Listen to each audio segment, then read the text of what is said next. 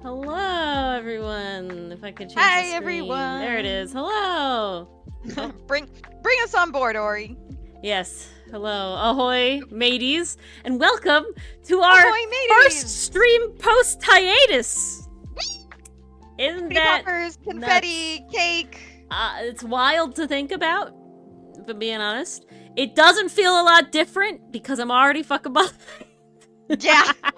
Technically, I'm not anymore. Technically, I'm on track now. Technically, I'm on track as of today. God, I got so many scripts to write. Just I'm on track dying. as of today. And that's good. Well, Mars, you get 1 week until I'm giving you stuff to color. However, you have like 6 weeks to color it. Or something. Oh, that I can live with that. 3 weeks, technically. That's what it is. 3 weeks until the next okay. lines happen, but it's like 6 weeks until I'll need it again. I see. Something like that. But yeah, hello everybody. So yes, this is Happy wild. hiatus! Hello, Pastry Puff Microwave. Yes, I can't believe it's kind of wild to think about that we've gone a year and a half. That's pretty fucking wild. That's insane. We went for a year and a half. Hello, Mason. Hey, Mason. We went for a year Welcome, and a half. Welcome. Right on through. Crazy stuff. I will say it was a struggle at the end. And Ori and I realized the importance of backlog. Oh yeah. So we don't want to. So there will be a lot more smaller hiatuses sprinkled throughout in the future. Basically, just to give us peace of mind. Yeah, and time much to catch shorter up. ones though. Like ideally nothing as long as this. It will depend on the length of the entry if I'm being honest, but yeah. It'll be good. Depends on the length of the entry, depends on the length of the season. Yeah, that too. But this is like our mid-season hiatus. That's roughly where it goes. I think mathematically that's where it fits as well. So Works out. Does make sense on paper. Yeah. No, math-wise, it does work. This music is so loud in my head. Oh, there we go. Poor Ori's head. Amazing. But because of me doing all that stuff, I did not manage to really do anything on Ferrex's reference sheet from last week, but we have to chug right along. We have Cinet today. And yes. Here we have the boy. The one and only. His poses, which I will say his tail was giving me a bit of a struggle on how I wanted to place mainly the front-facing one. Just because he has a very long tail. He has the longest tail of any of our collar boys, which is really funny. And a very detailed tail. It is very detailed. He has the most patterning out of anybody. You am the Cinet. But they did give me any trouble with the pose. Unlike Ferrex fought me really, really hard. Cinet did very easy. I mean, they sort of have a very iconic pose that literally I have labeled in my Cliff Pseudo Paint. I have a pose that is just Cinet pose because it's his iconic pose. And then I just sort of went from there. But it's good, and it's nice, and it's very cool. But so what we have to do is, of course, it is time to figure out what the three faces will be. That's the true question. I did not give Ori any suggestions either. Well, Mars is here, so now it's time for it's time. I am definitely here. I had to ask you preemptively last time because you weren't here. Oh, I see. Is that how that works? That's how it works. I got Curious. Ooh, we could do curious. I like curious. Definitely like inquisitive, questioning, yeah, I feel. Definitely the one eyebrow raise. He does that a fair amount, actually.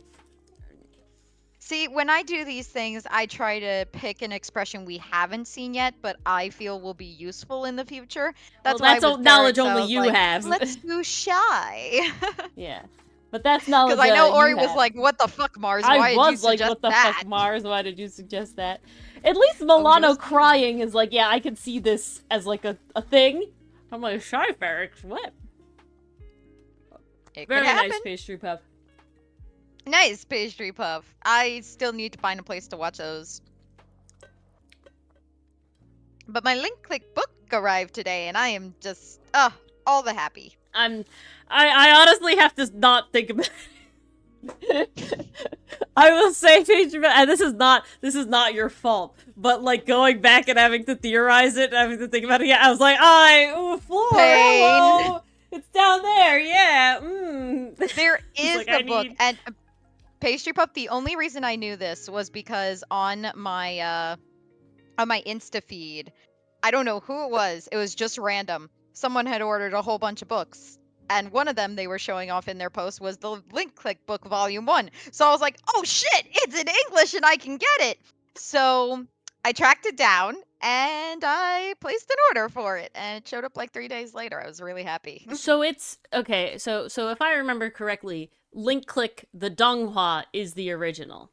And the book is a rewriting of it, like they did with Star Wars? The book is an adaptation of the manhwa.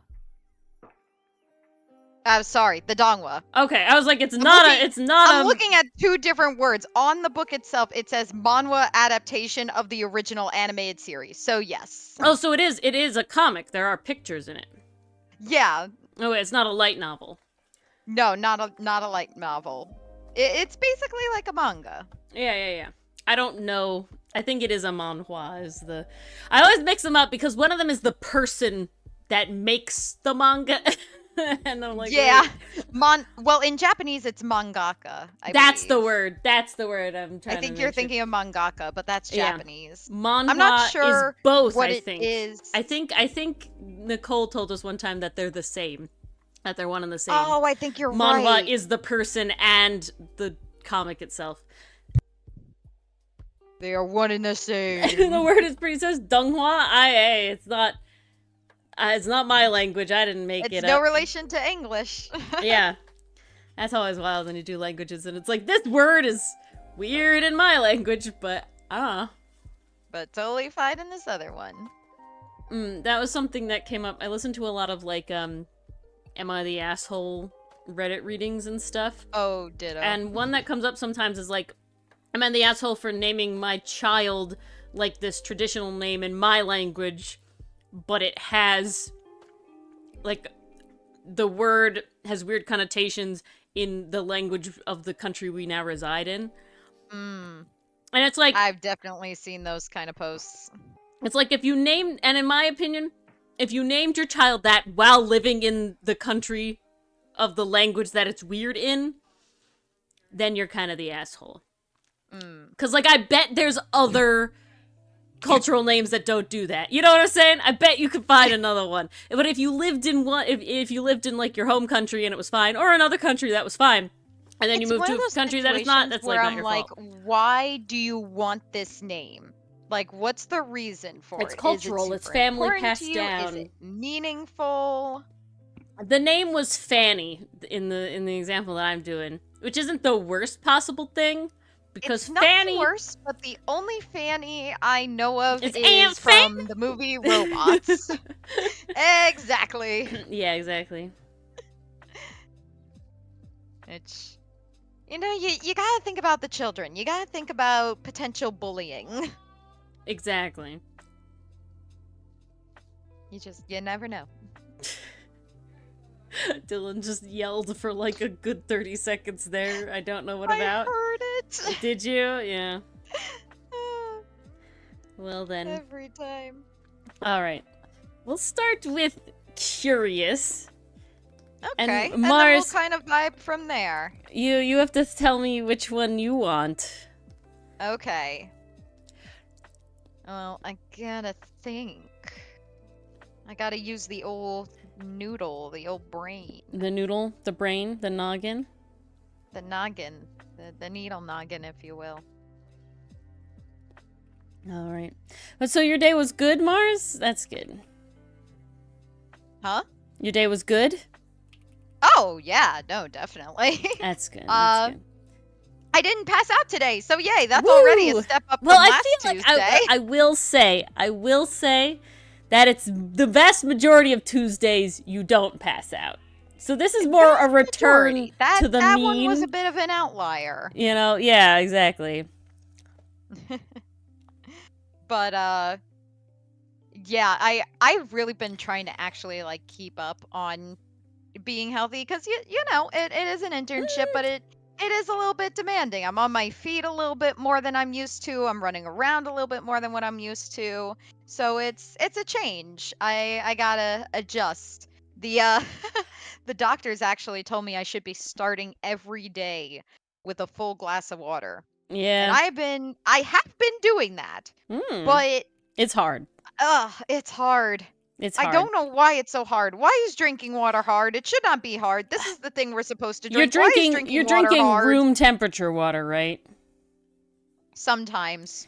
Other times it's like cold out of the fridge. Yeah, and I'm just don't do the cold water because you can't absorb it as readily. It has to come up to your body temperature before you can absorb it. So drinking a lot of cold water will give you that sloshy stomach feeling, which is the worst. Oh, okay. That's why I felt so terrible the other day. Yeah, you can't do it. Yeah, I mean, Mason, yeah, I mostly drink milk, if I'm being honest. But yeah, I drink almost solely room temperature water, which is usually colder than the vast majority of the air, so it still feels cool to you, but it's not that, like, ice cold feeling, and you don't get sloshy stomach out of it. See, not having sloshy stomach would be good. Yeah, exactly. I find microwave drink, well, that can be good for you. I'm assuming you're talking outside of tea, because some people do just drink, like, you know, hot water, warm water. It's like a warm beverage. I find that the taste of warm water is so different that I can't do it. Warm water tastes different than room temperature water. It does. And it has to do with, like, the bubbles and a bunch of different things. But it's just like, I can't do it. It's just wrong. It also feels wrong To me, hot water has a different viscosity than cold water. That's probably just a weird body thing, but, like, it's weird. I mean, maybe that would work out in the end safe, but I don't see the reason to bother. But Aaron Steamroll, I don't think I'd want to do smug. While Cinet can be smug and has been smug words, I don't feel that's like his main thing that I'd want to showcase necessarily. I feel like it'll kind of to me the smug is like a specific like out of his shell thing and not an iconic Cinet, you know? Yeah.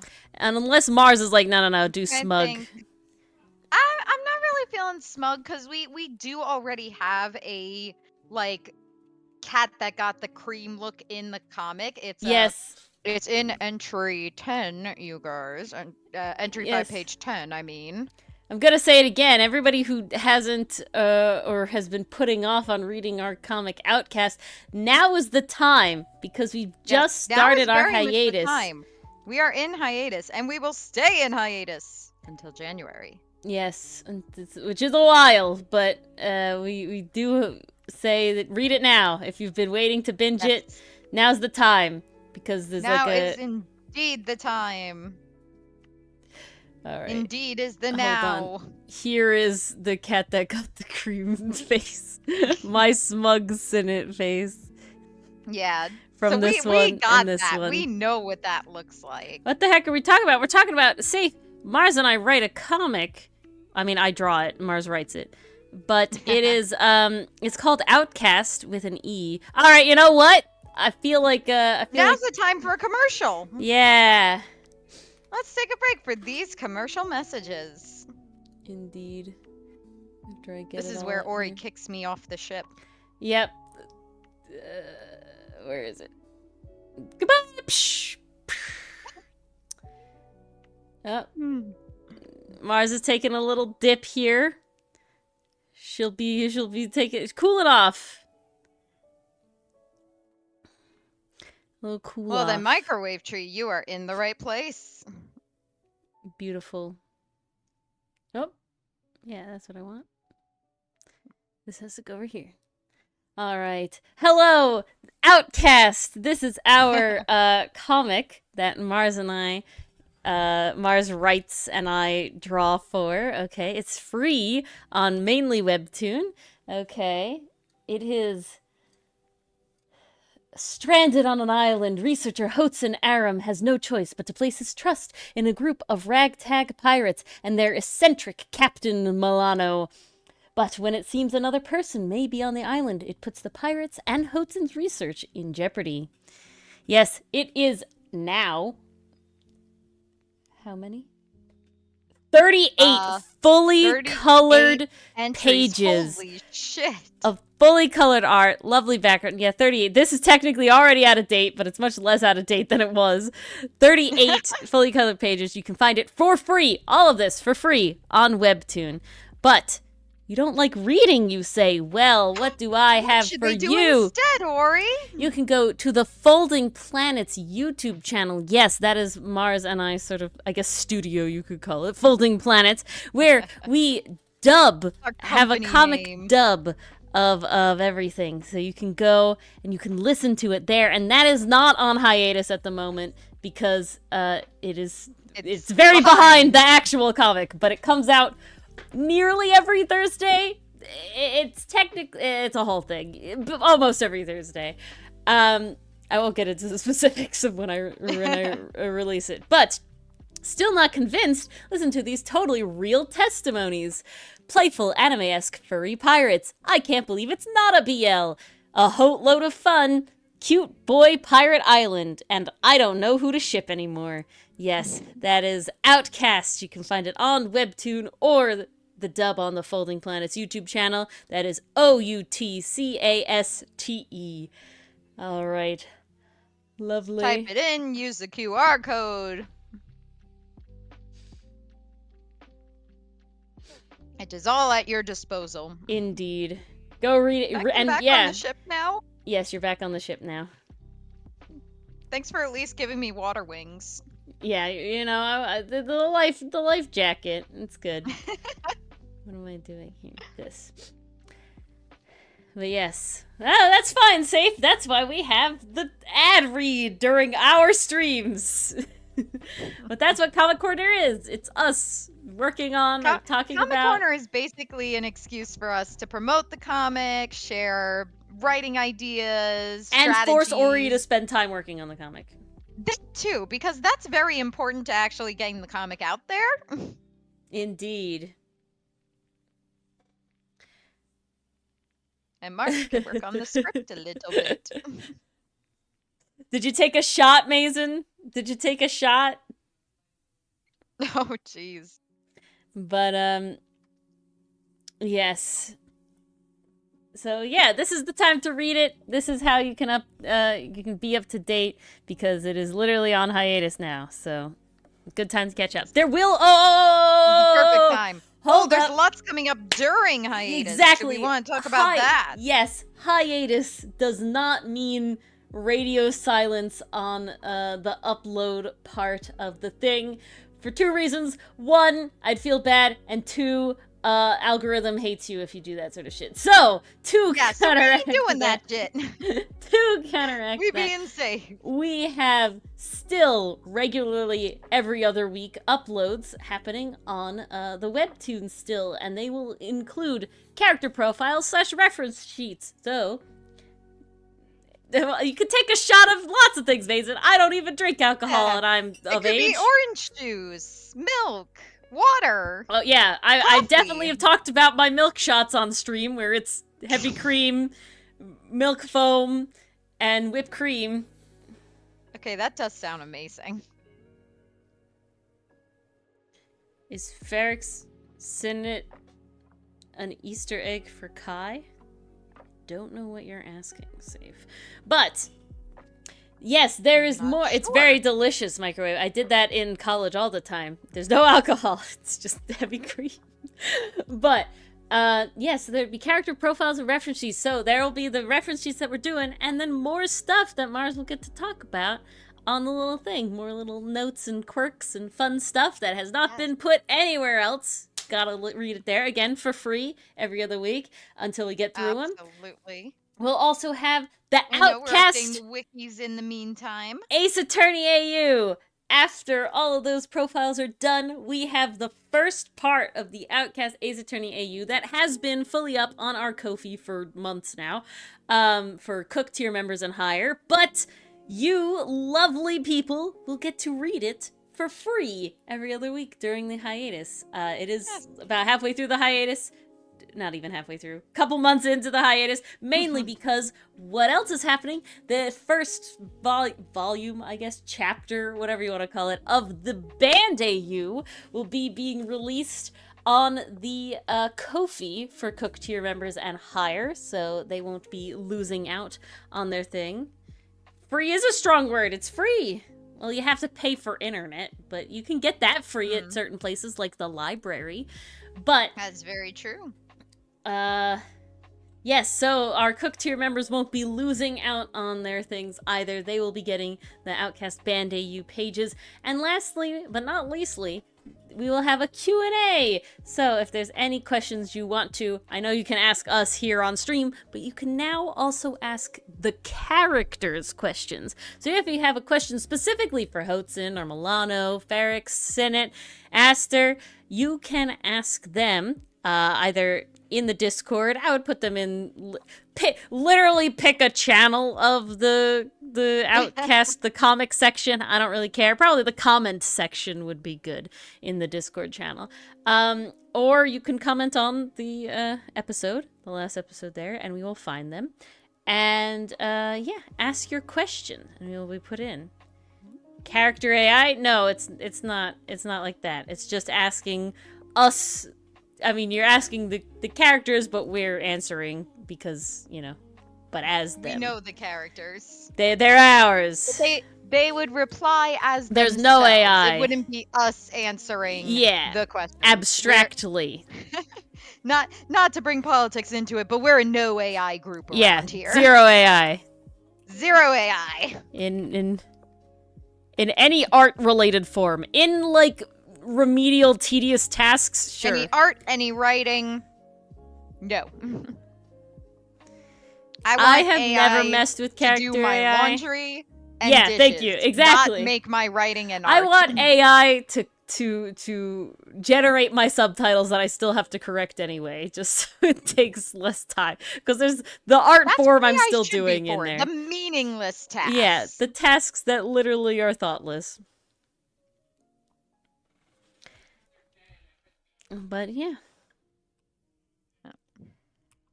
I think that's a very difficult question to answer, Mason, and I think it falls under the same exact lines as there's no ethical consumption under capitalism. So you know what? Do whatever. That's just kind of the nature of things. It's one of those things where it's like, technically, are you like supplying it with info? Yeah, but you're also doing that by not having a funny time. So like, such is life, you know?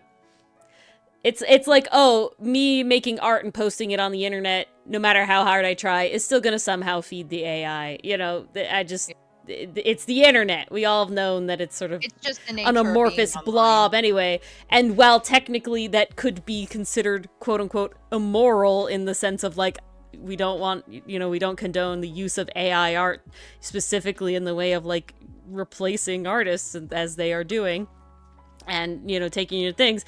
It's like, I'm not going to stop myself from making art and showing it to people just because I don't want to immorally feed it my art, if that makes sense. I've used AI for, like, inspiration a couple times, much earlier on, and I don't think that's a bad way to use it. To me, that's the way it should be used, you know, in, like, I don't really know how to start this, like, kind of abstract concept where I just have a couple of, like, words. Let it spit something out and, like, get the cogs turning. Be the finished project. Yeah, but it shouldn't be used. There we go. It should be an inspirational thing and not something else.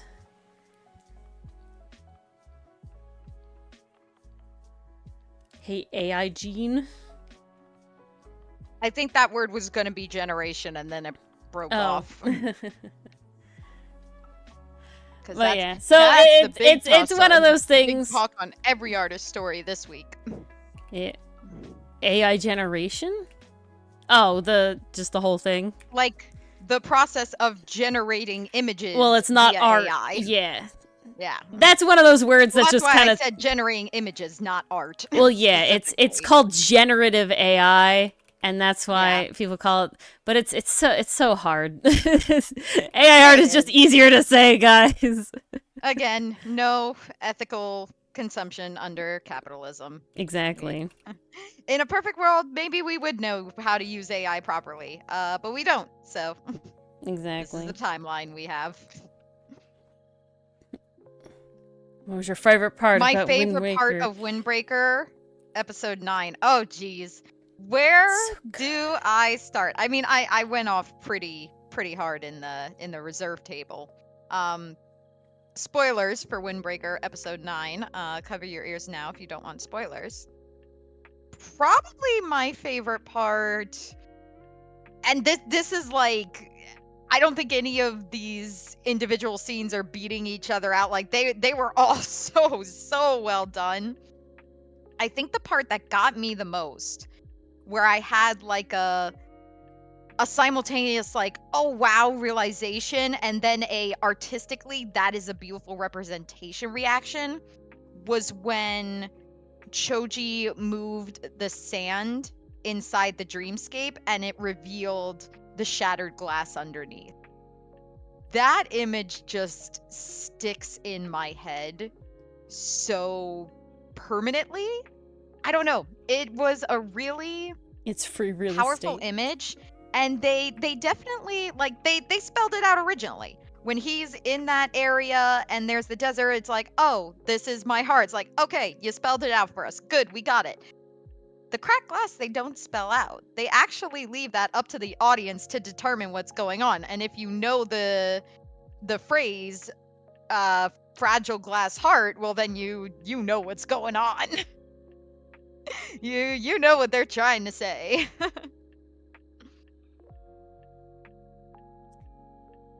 No, I'd say that was my favorite part. Because that was a nice little bit of subtlety, but also just fantastic, fantastic art direction. And the sound design was really good for that scene too. Because I think, if I remember correctly, after that, when he tried to take a step forward, it just shattered and he fell through. Like that was almost visceral. Just hearing that glass break. I was watching very late at night, so my house was very quiet, and that glass was just which is a bad idea after the screaming. Yeah, I definitely didn't mean to shout, "Oh shit!" But I'll say here we are. The bite is pretty fucking nuts, in my opinion. Oh, the bite was definitely memorable. For sure, because I did not think that one gets me. Would go that so shocked. Yeah. Oh my god. It wasn't even the fact that it was a bite. It was the fact that there was blood too. If I'm being honest, it was like, the specific going for the throat plus bite plus drawing blood. And then like I was very fearful for Hajime's life there. I'm not gonna lie. That's like a fucking rip your throat out. Jesus Christ. They couldn't kill Hajime. No, obviously they couldn't, but the whole time before that, I'm like, Hajime, please, just like, don't just get beaten up, sir. Like, come on, my boy. And then that happened. I was like, fuck. And thankfully, I was alone in my house midday. That was good. That was very good. We were good. All right, we'll bring Safe back for spoilers over. Okay. Ooh, can we do an infuriated Cinet? Anger plus. Yeah, that works for me, because I needed one where he has his mouth open, so. Perfect. Then that is my vote for the night. Alrighty. I feel like the last one has to be just the softest fucking face. It's gotta balance everything out. I'm trying to think, what would the softest ever look be? Because I remember with Ferrex's sheet, you gave him freaking puppy dog eyes. Again, you went shy, and I'm like, how do I even make Ferrex shy? And then the paper was just like, look at me. And I was like, oh, well, okay, damn. Look at me. Page, you could put it in the spoiler Discord channel if you wanted. Yeah. I mean, we're always over there, you know that.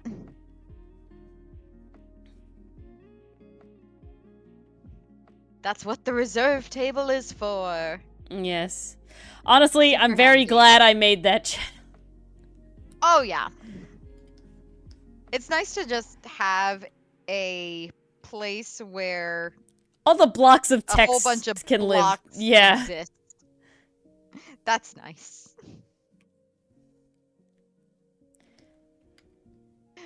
It's a lot of channels, but it works. Hey, we pared down once. I think right now we're pretty good on the usage. Bless you.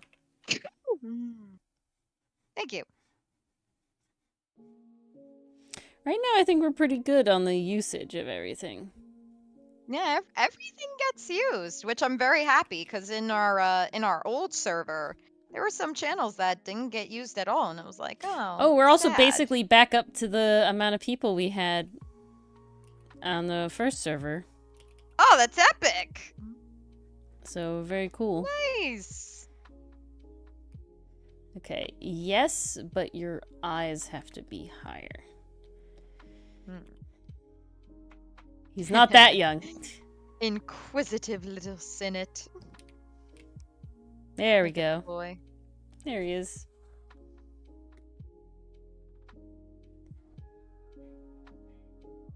So, Safe, if you want to know the difference, the couch is for specifically stream-related stuff. So it's like either you're talking about stuff we did on stream, stuff for stream, stuff we're talking about on stream right now. That's the place you put it. It's basically the Discord version of Twitch or YouTube chat for like other things that you can't send in Twitch or YouTube chat. Versus the refrigerator door is for like the memes and just the general pictures and, you know, stuff you want to show off, and links like that that are unrelated to, you know, what is happening on stream. That's basically where the difference is. Yeah. And then the cafe, the counter seating, that's the regular general tat. So, like, a couple images is fine if you're specifically a thing you want to talk about, you know, we put all the little good morning stickers and stuff, but it's for vast majority, mostly just talking, chatting generally. That's the difference. Yeah, refrigerator door is like, I have this thing I want to share, but it's literally out of the blue and unrelated to anything. That's where it goes. Oh, that's a good one, Pastry Puff. I just read the first line. That's a good choice. Ooh, I gotta check this out. Damn, it's 2 more days. That's also very good. I have no idea where the story is gonna go now that they're done with their That's what I'm arc. saying, right? I'm like, what are they gonna do for these last 3 episodes? There's 3 more episodes. What are they gonna do? What's gonna happen? I don't know. They really made the majority of the season this fight, and I'm not upset. If they're gonna do anything, it would be nice if Nire got some development. Okay, you know what I want? And this was interesting. I'm okay with that. 4, you think? Okay, was it 13 episodes? Whatever it is. You're right, I think it is 13 episodes. You're right. 4 episodes. Oh, yeah. But, I just checked my anime list. You're right. You know what I want? And this was something that came up. I was watching another like video about stuff, and it talked about how, like, in Jujutsu Kaisen, there's no downtime for the characters to vibe with each other, right? Even in season 1, you do get the baseball episode, but it's not just the main 3. It's like them and the second years and stuff, right? Like, it's a bunch of characters. And otherwise, they really don't get a lot of downtime. They're kind of doing shit all of the time. Where in most other shonen, or, you know, most other animes with, like, the main 3 characters, there's at least some, as some people would put it, filler, but not real filler, downtime episodes. Where they're doing other shit, and you get character development, and you actually have the characters grow together as, like, a team. So that they make, like a thing. I don't care. I don't think the end of the episodes count because it's just additive stuff. I think it only, well, it's fun and it's nice. I think it only counts in the sense that it really, really matters to how you feel about the story if it's in an actual episode. Those little end cards are more like little extras. They're like little like haha, this is not hanging out in canon. They're not hanging out like in their community. It's in front of a screen showing what happened in this episode. So it's like a bonus reel. Yeah, exactly. It's not them actually having downtime. Extra, but it's not true downtime. It's not like Outcast fireside camp moments. That's downtime. Nobara is great. We love Nobara. We love Nobara is wonderful. What? Maki? Is that the glasses girl? Maki is great. She's love great her. too. They're good. Good shit. Miwa is hilarious. Miwa is fun. Love her. But what was I gonna say? But yeah, and I was like, yeah, you know what? It does feel that way. Right, it does, like, because even in season 1, there's not a ton of downtime with the main 3. You get more character interactions with, like, Yuji and the other characters, right? Like, you get Yuji and, what, Toji? Is that his name? Toga? Toji, yeah. Toga? No. No, not Toga. Toji! No, wait. No, it's not Toji. Todo. Is it Todo? Todo, yeah, I think that's his name. The buff guy that claps. Is Megumi's dad. Yeah, that's what it is. Yeah, okay, not that's Toji. where it came from. Toto. It's Toto. He's the clapping buff guy. You get more, like, kind of downtime goofy shit between them than anything else. Not Todoroki. Not Todoroki. Different show. Wow, I have not. I know that like My Hero is way further than where I left it off, so I can't say anything about it. Yeah, Toto. We got there. There's too many TO names in fucking all this Gotta shit. pick some different first It's like letter such a names common for those first letter name. characters. Because even with Gojo, Ghetto, like, please, pick That's something hard else. too. I'm begging. That's Oh, and then Suguru and Satoru. Oh my god! Why Like, are you having kidding the me? same name? Jesus Christ! Please. They might as well have the same damn name. It's too similar. It's too much. We already mix up Avrit and Aster, which are not very similar and definitely not as closely intertwined as fucking Ghetto and Gojo. When we were creating these new characters that's fun for too, Outcast, safe. guys, Ori and I were specifically like, okay, what Pick a different letter. haven't we used Pick yet? a different we letter. can't use A anymore. A is off the table. Yeah. We're specifically Too like, many pick a different A's. letter. And we're only at 2. I have not, Mason. I don't think so, no. I think I have, and I think it was my Japanese professor who showed them to us. If I'm thinking of the right thing. But, that's why... I might not be. But the downtime is necessary. So, okay, circling back to Windbreaker, I'd be pretty fucking happy if we just get bro time for at least a couple episodes. If we get them, like, hanging out and, like, maybe going around town, like, we could have... I know we focused on, like, literally painting the town and painting over all the graffiti and stuff, but we could have, like, more helping funny, the Maisie. town episodes. I'd be down for that. Yeah, or they go and play kickball or some shit. Like, I don't know. Just, they need to have, like... They had Like, a little let's bit do of it bro to time. build our teamwork because we have new first years. Yeah, they had that one bit of bro time, but also to, like, develop, okay, Sakura, like, knows what's up now, right? Like, Yeah. he was kind of, like, a little thrown into it, whatever, but now he knows what's up, so now he can feel like, oh, okay, give me Hajime teaching them how to garden or some shit. Like, I just need something. Please. That would be great. I would love that.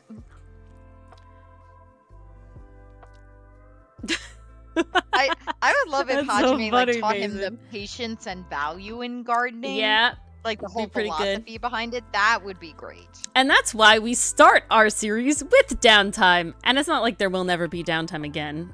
I mean, the way that the world works is there's a significant amount of not doing shit time, because you have to travel by boat places.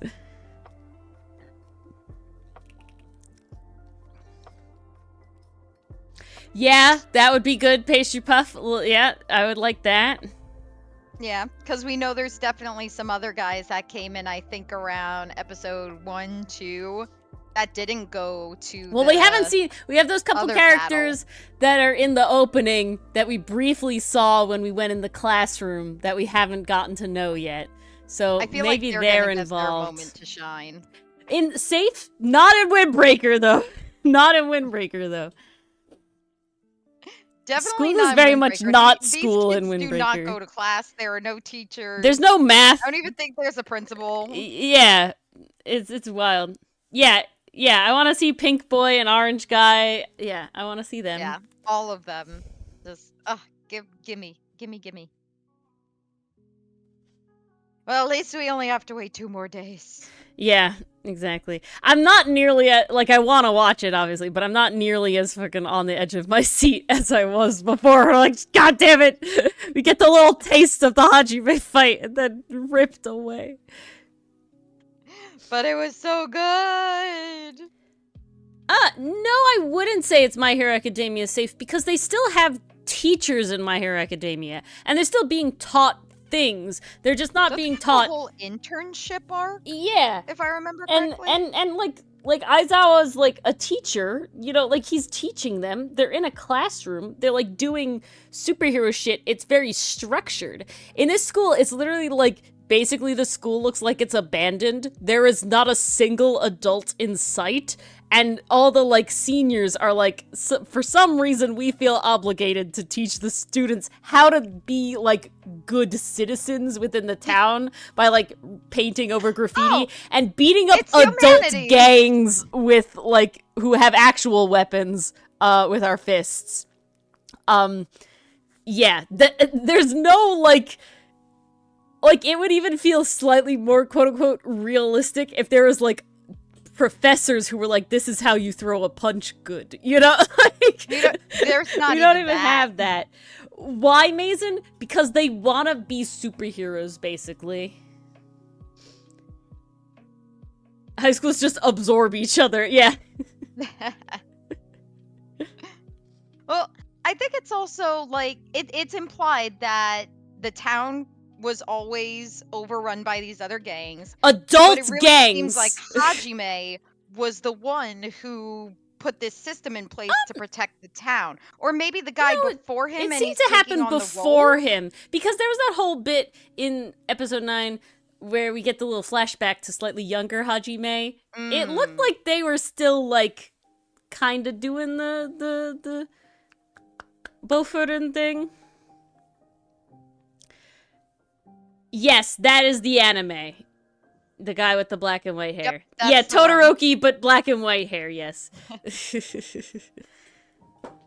God, I love Sakura Still so much. traumatized, though. I love Sakura so Still much. very In a very different way, though. Oh, incredibly different way. We don't even know if Sakura's parents are around to traumatize him.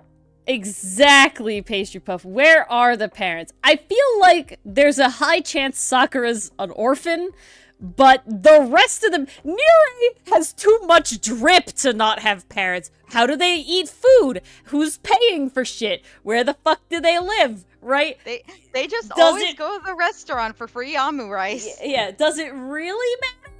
No. But would it be cool to see? Yes. Has a page on the Villains Wiki. Oh my god, Mason. That's hilarious.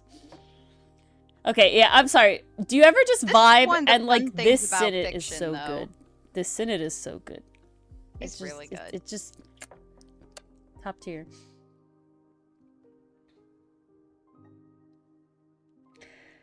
Well, see, this is one of the things I find so interesting, Pastry Puff, is if you do a good enough job with the story, with the characters, and you really emphasize that this is where the focus is supposed to be, certain things don't need to be explained. They're just kind of part of this world's structure. And it's definitely suspension of disbelief, but you ask the audience to go along with it, and it's amazing what you can get away with. Oh yeah, it's one of those things where it's like, could I think about it? Yes. Do I have to think about it? No. Does it ruin the rest of the show? No. You know, like, it's definitely like... Why is there a minor in the orange team? They're all minors. They're all in high school. If we're talking about the anime, they're all high schoolers, yeah.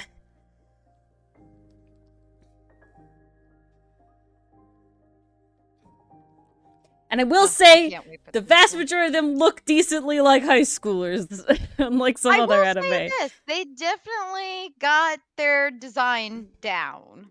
Choji does look on the younger side, but I also think that he could just be small. And I would also say that Togame looks kind of older. I would put him in Haji, but when he puts his hair down, he looks a lot younger. He really does. When When he goes back to, like, his original, like, hairstyle and everything. Yeah, the tiny kid, he's just small. Yeah, right? He's just, Choji. He's just small. As a 5'2" person, I can say with confidence small people exist. Okay, hold on. Hold the fucking phone. The fact that you say that, though, Mars... to say how tall Choji is! No. I'm not objecting to say that. I'm objecting to say that I watch anime, and when you see characters in relation to other characters, in my brain, I'm like, oh, this character must be, like, 6 foot, or, like, 6'2", or something. And you go on the fucking wiki, and it's like, I'm taller than them. And it's like, what the When did that happen? This doesn't make sense. Like, what? We're looking at fucking, oh god, it's Daisuke and what's the other guy? Oh, Daisuke and Haru. Haru. You look at Haru, and the way he fucking towers over 90% of the people, it's like, lanky as this hell. guy is tall motherfucker. He's gotta be at least 6 foot. He's like 5'11" or something. He's like 5'9". It's like, what the hell? Haru, now I have to look up your height, Haru. It's like, he's 5 something, and I'm just like, what? I'm checking it. I'm checking Choji's height. I'm too curious. And to me, and like, it makes sense because, like, you know, Japanese people in general are shorter. But in my brain, he's 5'10". He is an inch taller than me, and yet in the show, he fucking towers above everybody. Choji's height. Guess Choji's height? Guess. 5 foot. Little taller. Not by much, 5'2". 5'2" exact. Look, Mars. God damn it, Choji and I same height. Oh my god. There you go, Mason. You've got some inches on Mars, then. But yeah, well, Daisuke we know is a short king. So I officially know like, I am the same height as Choji, and I'm the same height as Lucifer from Hazbin Hotel. Great, love it. Okay, I cannot say how much it is beautiful that Lucifer is fucking short king. Like it's so. Oh, I good. love it. I think it's great. So good. Like who knew that was the representation people needed sometimes? Like, oh, it's so good. He's great. Because it's always the women who are small. And he's like king of hell. Yeah, like, it's so good. And literally all the women tower over him. It's beautiful. Exactly. We stand a short king. Why do you think Hotsun's so small? Hotsun's not small! That's the problem. Compared to everyone else. See, okay. This makes it really extra funny. All of the Outcast boys are on, like, a Western height scale, if that makes sense. They're all tall on the Westerner side. So Hotsun is still tall. He's my height. And then there's gonna be smaller people. Yeah, Aster is a giant. However, I went to college with a man that tall, and it was a wild experience.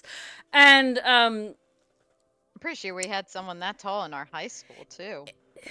We definitely had a bunch of tall people. I don't think it was that tall, though. Yeah, Mikoichi, he was really fun. He was a great guy. Yes, he was a basketball player, but it was definitely wild because you're kind of walking around and it's like, ooh, I see over, like, everybody's heads. And then you come up and it's like, I'm at this man's, like under his chest. And it's like, what the fuck? This is not a scenario that I am used to being at this eye level with somebody. Like, what? I have never had to look up to someone so hard in my life. It's like, Jesus, this is wild.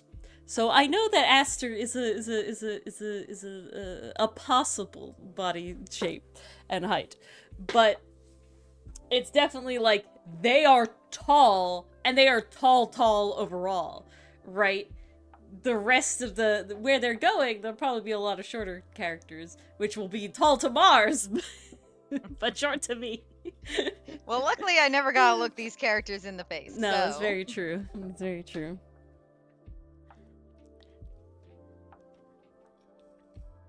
I'm excited. The other group of the rest, back it up. Brain has to reset. We've made a lot of characters, and there's still some characters specifically that have to be designed specifically, and they're gonna have a lot more smaller. There's gonna be a few. There's one character who all of y'all are gonna be like Dami Mami, and then there's gonna be characters with her that are gonna be very short. It'll be very funny. I have to turn on the AC. Tiny but mighty. That's the vibe. Tiny but mighty. Well, something I didn't mean to happen, but was definitely inspired by Choji, and turned out to be inspired by Choji more than I expected. By basically, I had watched Windbreaker, and then I designed this character, and then you kind of look back and you're like, oh yeah, well, you know, I wanted Crazy Eyes, and I guess I just watched this guy. Crazy Eyes, you know, and that's what I got. Makes sense. However, while he will also be on the shorter side, his body type is the complete opposite of Choji's. But he fights like Choji does at the end, which I'm very excited for.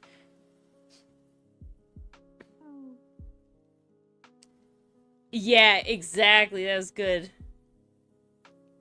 It's both. It's both good. Safe. It's with the design and the thing. It also helps with Hajime's fucking long duster jacket of a uniform, which I can't. It's so good. It's so good. His duster's so good.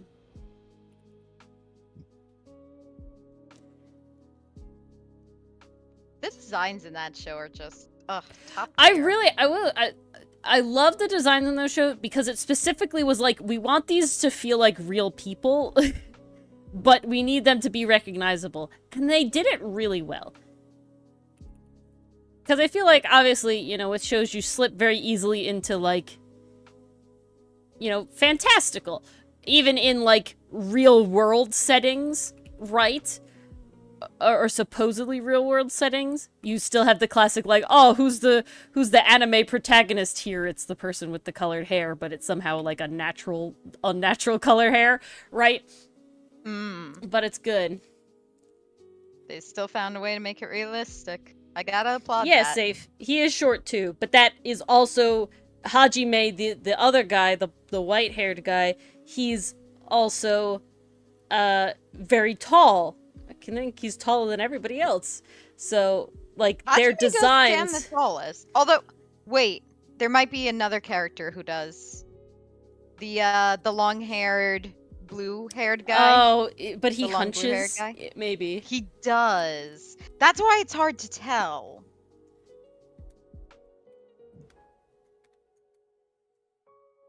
Yeah. I gotta check now. It's gonna drive me nuts. Okay. Thank God Hajime.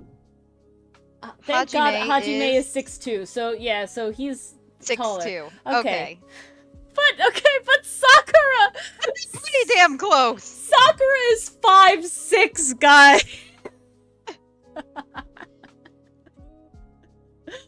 Oh, dying. And Hiragi is 6'1". So you have what's his name? Hajime, Hiragi, and then far down. I guess they are younger though, so they have time to grow. Especially if they're brawling all the time. Sugishita. I always forget his name. Yes. He definitely has a presence, but he doesn't talk very much and his appearances are very quick. So, like, yes, he sticks in my mind, but his name never I recognize, does. Yeah, the name doesn't. Because they don't talk to him very often either. More than I do the character. Exactly. I think is what happens there. Exactly. 100%. The comedy with him is gold, though. No, Windbreaker is really cool. Definitely recommend.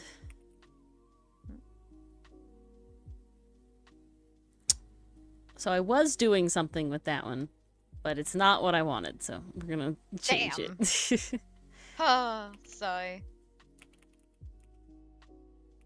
Safe, are you talking about the anime, or is that a nickname for one of the characters in Windbreaker, like Orange King was?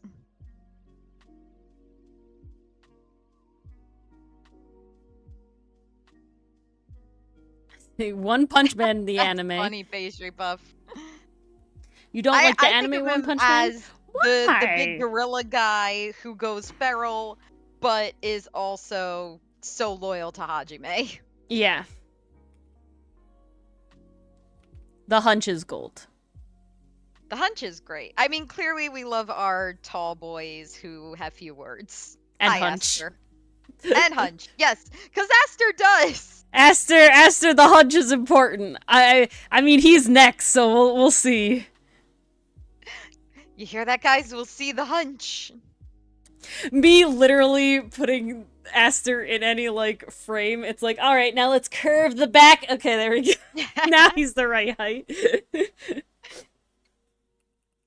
That's also the reason why a lot of you... Perfect. A lot of you, or at least a few of you, when you saw, like, the height chart I showed once in stream recently, you're like, oh my god, Aster's so tall. And it's like, yeah, because 90% of the time he's sitting down or hunched over. So you don't see it as much.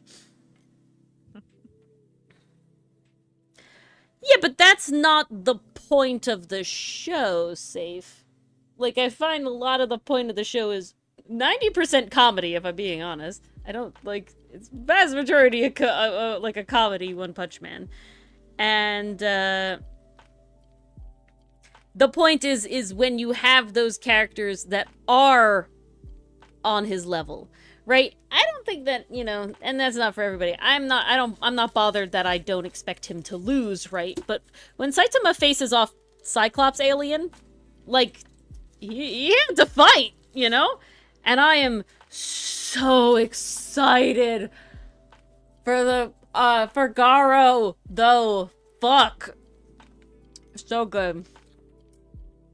I need season 3, like, yesterday. Yeah. Please. So bad. I also love Suo. I also love Suo's earrings on top of that. Oh, that one is peak design. Honestly, okay, I'm calling it now. He's gonna be the Levi of this series. He's gonna be the one that all the fans gravitate towards and are like, yep, we like this guy. This Suo has definitely inspired, there will be another character that gets cool tassel earrings. Because they're very good. And I know what character it is. But I gotta say, Suo does have the Cinet customer smile down. He does. Half the time when he's just sitting there like, is very Cinet. He's just like, oh yes, I'm gonna. Yeah, I mean, I don't like Tatsumaki either. But she's barely in it, so I don't care.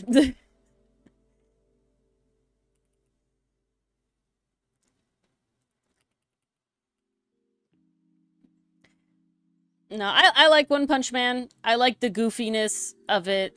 I like the funny framing in, like, finding ways to make it so Saitama isn't recognized or, you know, not getting the credit. I love that. Or he's just trying to go about his day. Yeah. I don't know why. The him trying to kill the fly scene cracked me the hell up. It's so I don't know funny. if I just needed a laugh that day, but that for some reason so was the funniest thing that day. I also like that King beats him in video games real hard.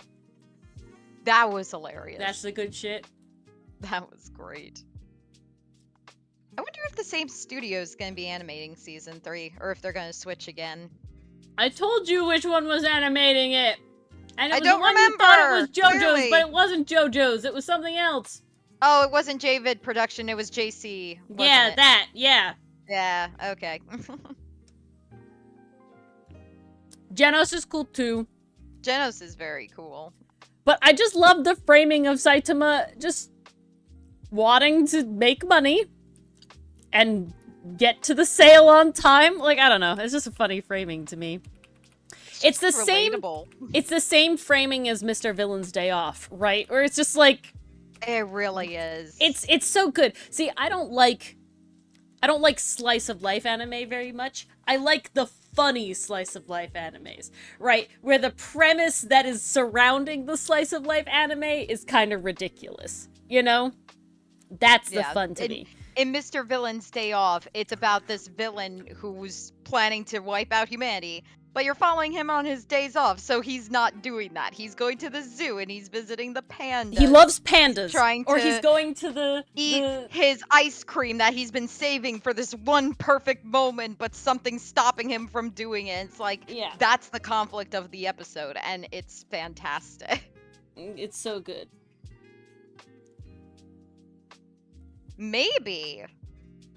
I don't think we'll get it this season, Pastry Puff. As much as I would want that, we only got 4 episodes left. No, it's not SpongeBob. I feel like I would be surprised if being that those characters are in the opening, that's not what we get in the next couple episodes. They got kind of fleshing out those couple characters that are in the opening that just didn't really get have the whole anything group yet. Together. We can't not have the whole group. Exactly. That's like if we put... Like, first, can we bring Sakura to the hospital, please? Yeah, and Hajime. Like, I know he's a tank, but like, Jesus. Maybe a rabies shot just in case. Hiragi probably needs it as well. Hiragi, he got beat up. Honestly, long hair guy, Suo and Nirei, they don't need anything. They're good. They kind of just got done with it.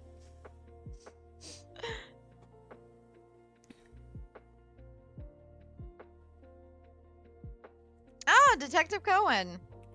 I've watched a couple of the movies. I never watched the series because it suffers from the One Punch problem. Not One Punch, One Piece problem. Too long, and I don't have enough hours in the day or my life to do it. Yep. Yeah, Togame definitely needs a hospital too. Yes! Oh, especially after Choji fucking nuked him. Drop kicked him. Jesus Christ, my like man. A football, Jesus.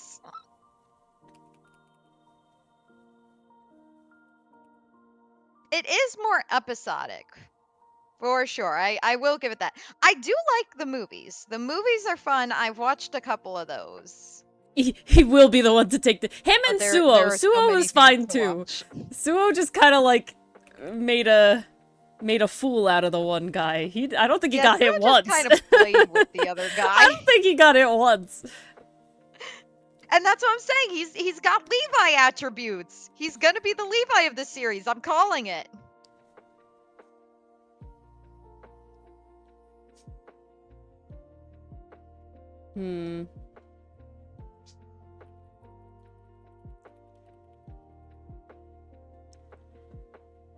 First demon in Demon Slayer that got blasted by Nezuko. I don't know what we're talking about. Blasted by Nezuko.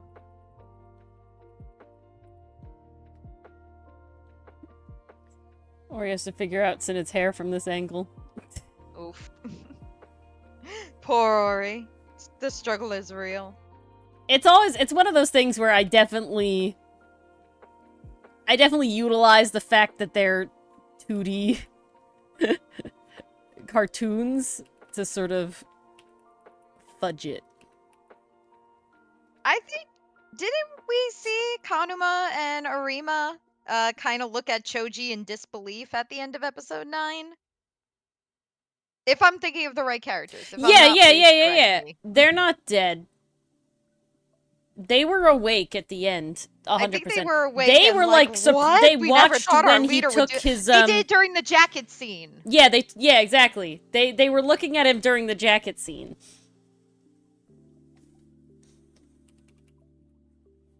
Oh. I think Togame is definitely my favorite. Yeah. Like, it's hard not to I didn't like him at first, obviously. I thought he was going to be a bastard when we first met him. But then, like, you dive into the story. I will say... Oh, he's actually kind of an upstanding guy. While the letting the hair down is totally a moment and a vibe, the braided hairstyle looked better. I'm sorry. My man. But the hair down looks so soft and so puppy. The mullet, though. Hey, you like Keith from Voltron. What's wrong with this mullet? It's not the same, and you know it. Fucking look at... Keith has, like, a flare. Togame just kind of falls down. Togame's been cooped in his braid too long. It doesn't know how to flare anymore. It never flared. In the backstory, it never flared. That'll be his next character arc. Now that he can be happy, his mullet will have life again. It never had life.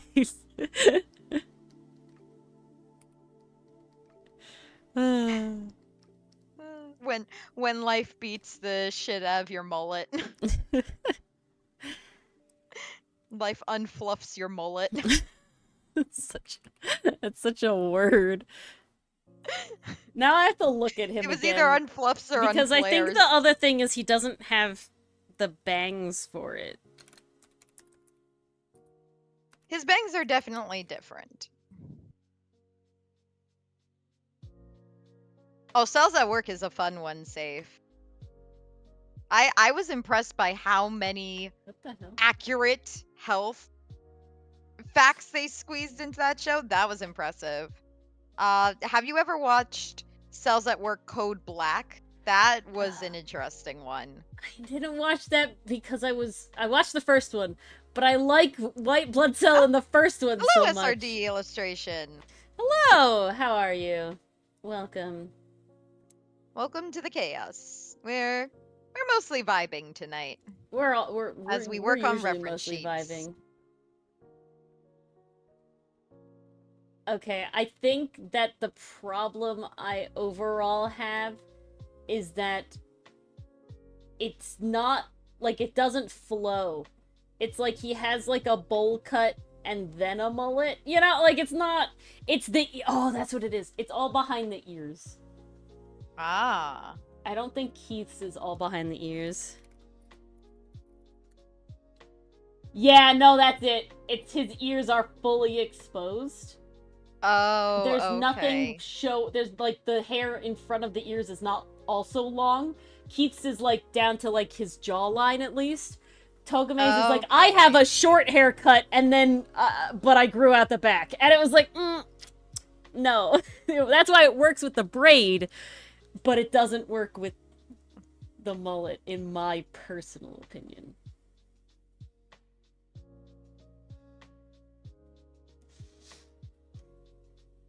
Oh, nice. June Tune? What is June Tune? I haven't heard of June Tune. No, that's like a monthly like mermaid and stuff?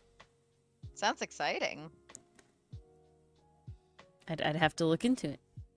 I don't have a lot of time, but I do like to look at prompts sometimes. I'm getting ready for Art Fight, which I probably won't be able to participate that much in, if I'm being honest, because there's a lot of shit. We're doing lots of shit. Ori's doing too much shit, guys.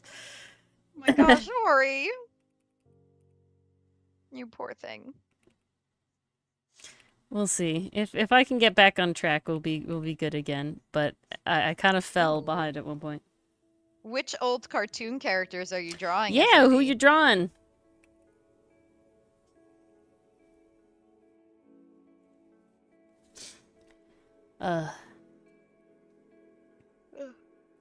Back on anime, though, you know a good goofy anime that is totally goofy and I didn't expect to make me well up, but I'm a sucker and I cry very easily. It wasn't cry, it was just well up. Buddy Daddies? No, it was Mashly Muscles and Magic. Oh, you're talking recent. Okay. Oh, yeah, recent. I wouldn't have called Buddy Daddies only goofy. It definitely has, like... Oh, that's definitely vibe true. from the beginning. Mashly is literally, like... strong boy eat cream puff and punch magic wizards. Like, that's literally, like, the premise. I won't spoil it. Psyche K is really good. Mars has been watching Kaiju number 8. I'm watching Kaiju number 8, yeah. I've had fun with that one. It's been a nice replacement since AOT left a hole. Because I gotta say, very similar vibes. Incredibly similar vibes to AOT. Definitely has more humor than AOT, that's for damn sure.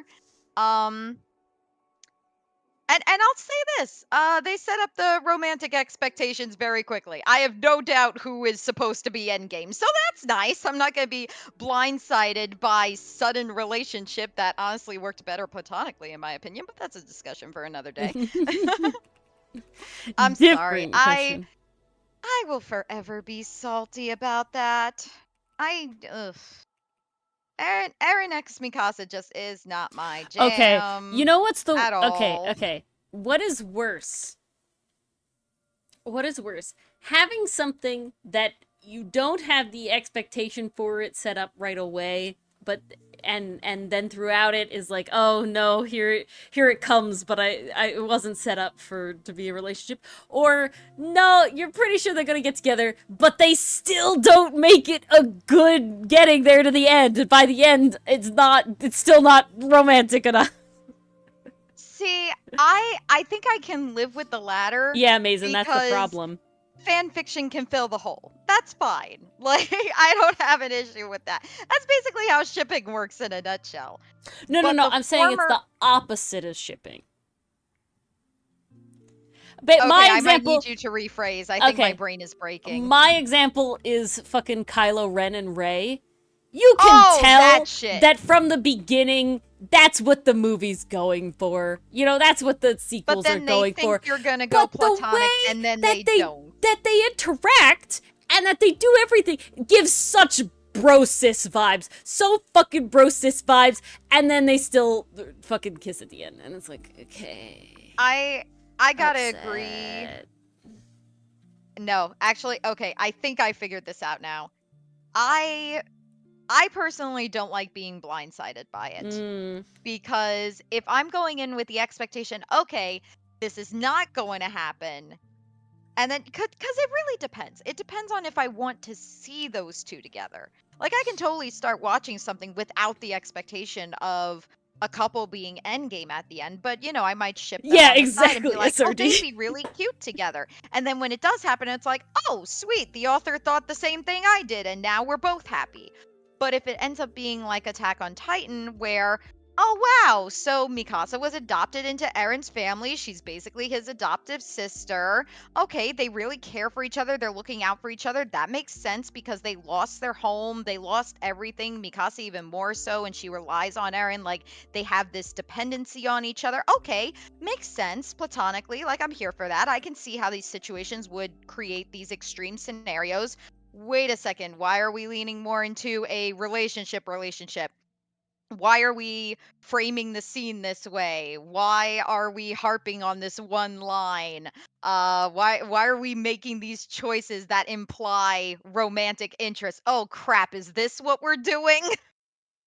It's that slow build of, like, kind of what you said, Ori, what they did with Kylo Ren, where it's like, I see them going that way and I just stop. It's like, why did you do this?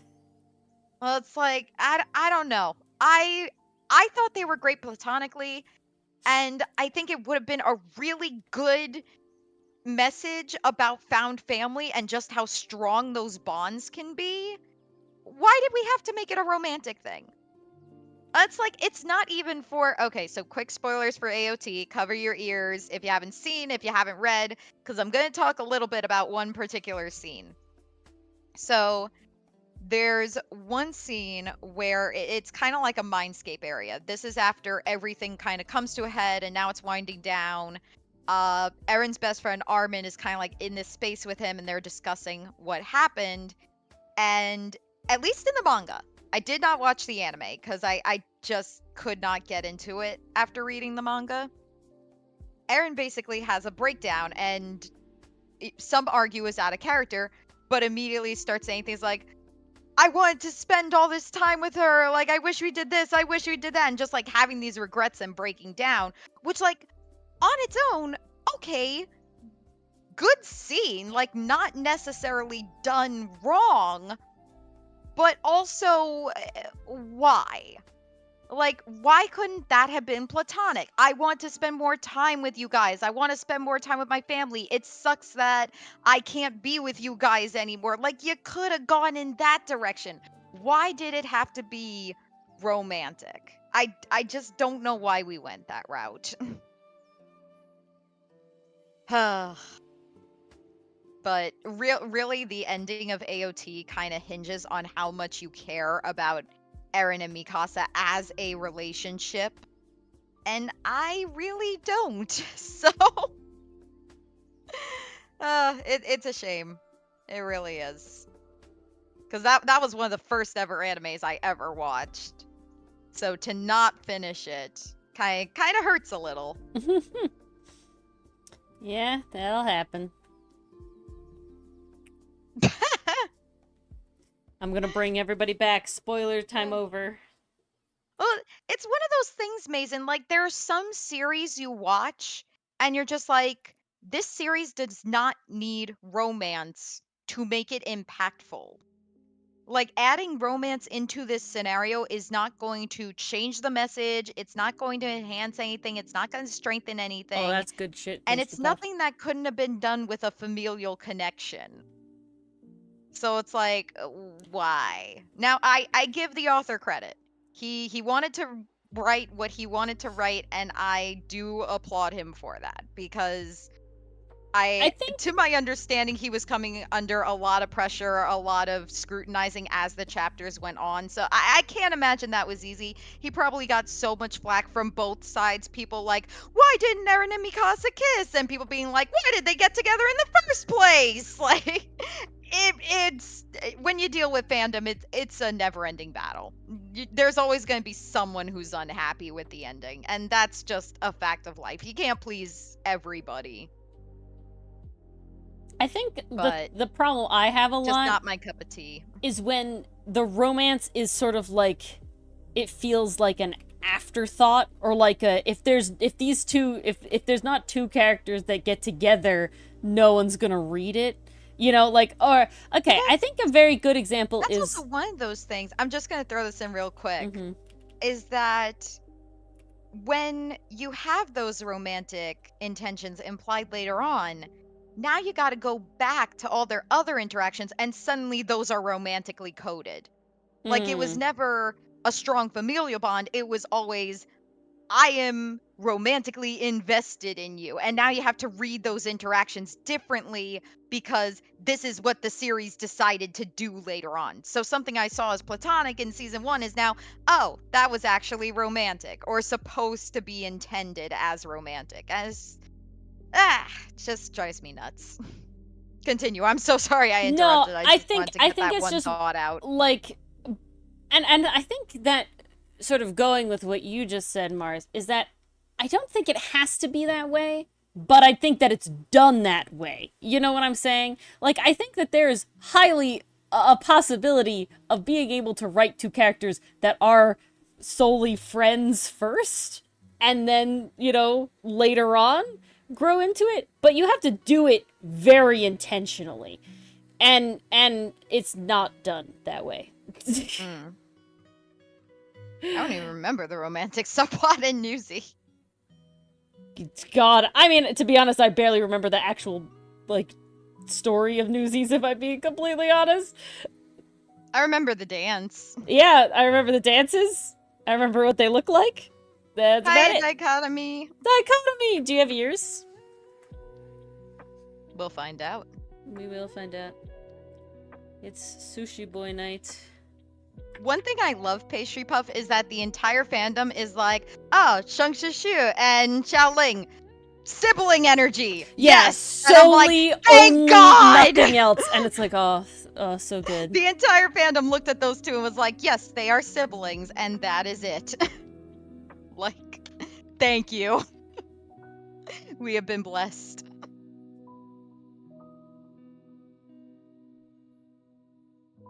You do have a ears dichotomy. Look at that. How nice. Congratulations on the ears.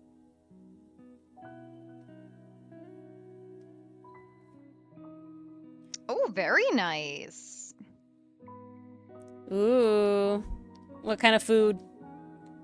She's been good. Sadly, I didn't manage to get the Ferrex done from last week, but such is life. And the Cinet is not doing what I want, if I'm being completely honest.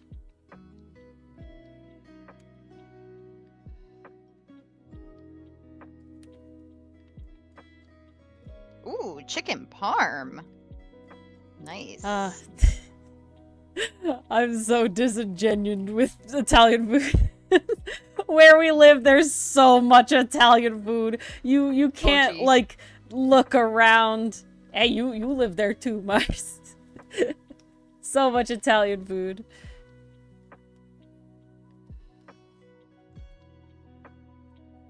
Right now we're into Indian food. That's the big thing. Yum. Yeah, no. It's like one of those things where it's like, oh, we want to go to someplace different. And it's like, what restaurants haven't we been to? And the only restaurants we hadn't been to were pizza or Italian places. And it's like, well, no wonder. Yeah, we do live in the pizza triangle, Mason. We do. That is very true. We do. We're trapped. And you know what? Good, though. Because, like, our pizza's good. I mean, at least, yeah, it's good and pizza. Bagels. At least we're not trapped in the bad pizza triangle. Dylan and I went to a Georgian restaurant, and it was very good. Ooh. What was that like? The food we got, we specifically went for this dish called the cheese boat. And it's basically like a bread. Okay, I would die. It's like a bread. Yeah, I know. They had other shit though too, but it was a lot of dairy, a lot of cheese. And, oof, that's rough for your sister. Dichotomy. It really depends on where you live. I think over where I live, you could find pretty good options, but really depends on where you live. Yeah. What the hell, Mason? What? Huh? What? Wait, what lasagna. So confused. But you were saying about the cheese boat of dreams? Yeah, it's like, I don't know what you would call it. It's like a bread that the dough is definitely reminiscent of, like, naan or pita. You know, it's in that, like, family of breads. Mm-hmm. And it's, like, made into, like, a ring. And inside of it, there was a bunch of cheese. And then we had it with steak and, oyster mushrooms on top. Ooh, really, that sounds amazing. It's delicious. And then we had this, like... I've definitely not seen Chicago-style pizza. I have seen Chicago-style pizza, but I wouldn't have called it lasagna.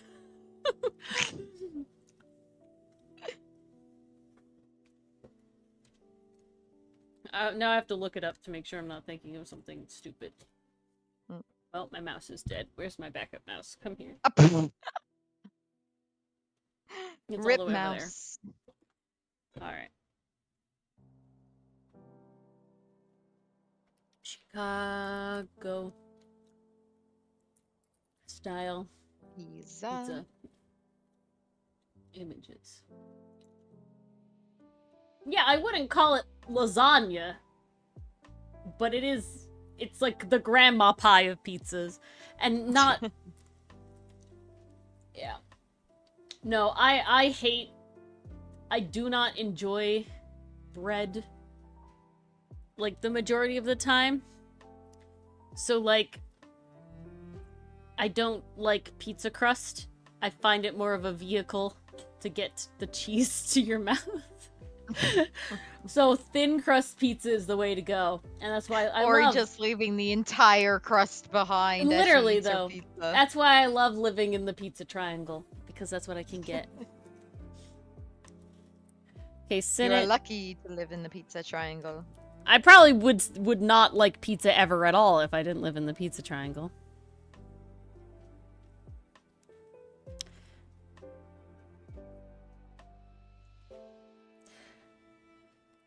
Well, if it's stuffed crust, then that's basically just like a a cheese stick, that's you know. A mozzarella stick. Yeah. Oh, okay, dichotomy. I'm glad you threw that in before I went into explanation. What was that? There's a commercial that was like, it's like, pizza is a circle, but it goes in a square box, and then it's cut into triangles. What is this? And I don't even know what something like that. It's the area where of basically the entire United States, and you can fight me, where pizza is good. Pizza is really good. Where pizza belongs. We got the top tier pizza. And pizza outside of this area, The perfect ad for hexagonal pizza. That'd be wild. And that's where you go for pizza. It also translates directly into bagels as well. Yes. Bagels within the pizza triangle are also the best bagels you can have. And again, you can fight me. I don't know why. They say it has to do with the water. If I'm being honest, I don't think anybody actually fucking knows. It's just that the people here know how to make fucking pizza. I don't know.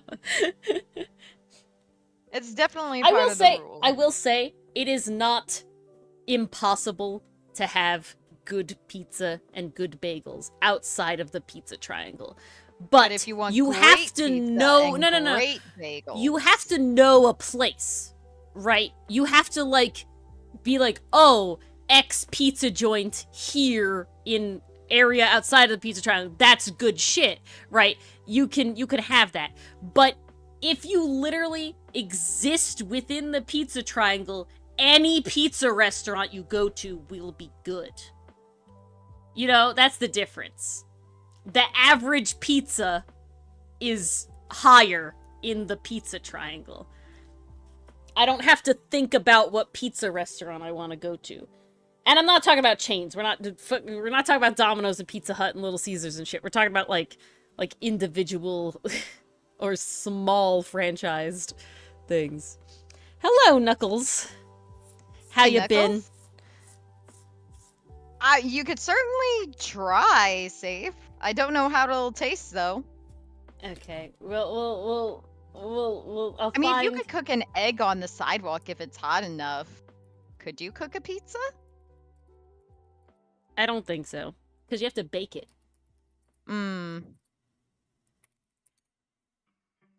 Okay, not like fresh pizza. What about one of those, like, oven pizzas? Like, frozen pizzas?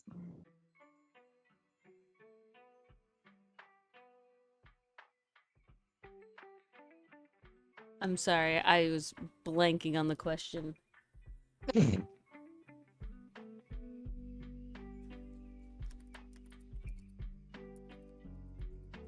Cheese would spoil? How long does it take cheese to spoil?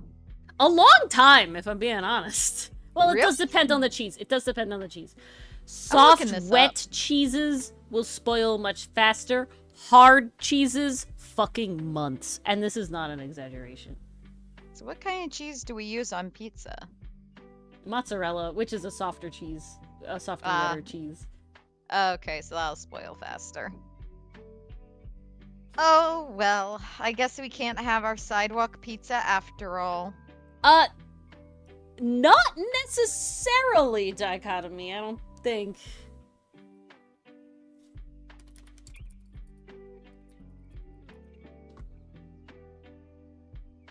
Oh, no, I guess so. But you can make it more spoiled, depending on what kind of cheese it is. You can make it bad spoiled. That would be an interesting experiment, Zave. The kind of enchiladas you don't want. I'm more of an empanada person than an enchilada. I like empanadas. Now, chicken empanadas from anywhere, like from an empanada place, you can't go wrong, but our homemade beef empanadas are delicious. Damn it, Ori, you're making me hungry. And I ate all my grapes. Damn it. The thing, Mason, is that cheese doesn't spoil in the way like milk spoils.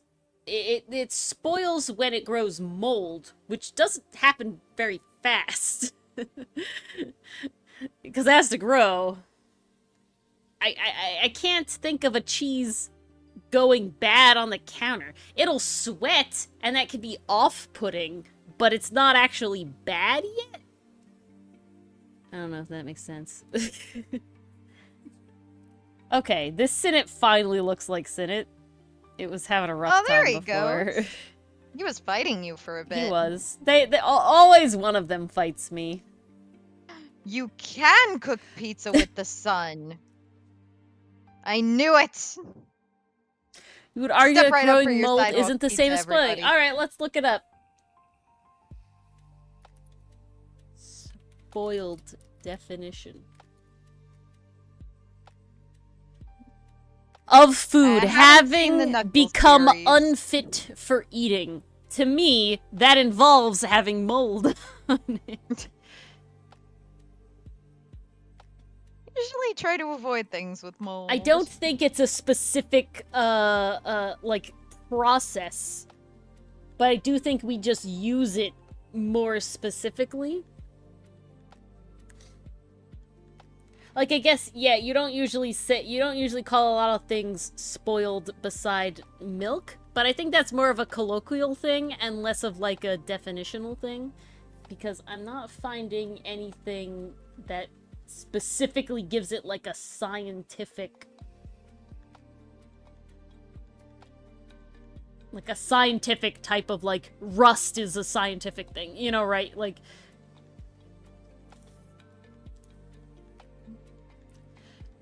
Okay, while saying spoiled milk does imply the fact that it went sour, I would still say that if I found moldy milk, I would also call it spoiled, you know?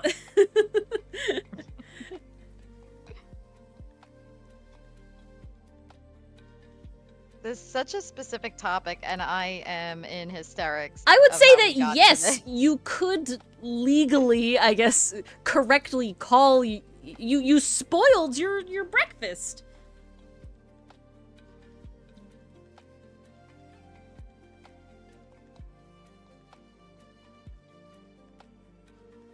I'm not sure what you are implying by that, Safe, but be careful about your jokes in that regard.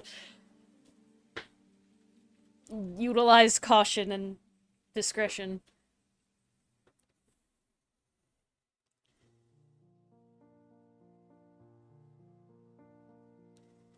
Do we know what our final Cinet will be? Yeah, this was your angry. You wanted him angry, enraged, didn't you? Oh, we're getting angry Cinet. Nice. You just have to figure out how I want, like tipped over the edge, because this is customer smile boy incarnate. All those shark teeth gotta be on display. I think. No, you shouldn't do that, Safe, and I will delete it. Yeah, definitely don't say that.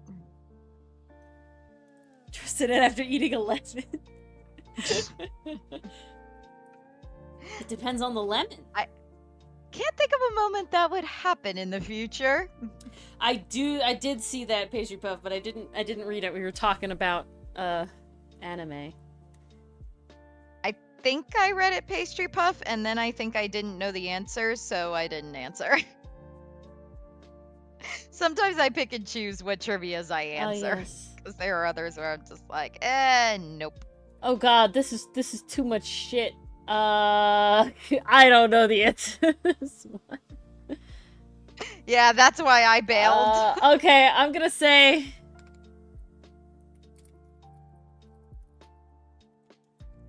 I went against my gut, but I don't know. Oh, that was you put a big number, pastry puff. Okay.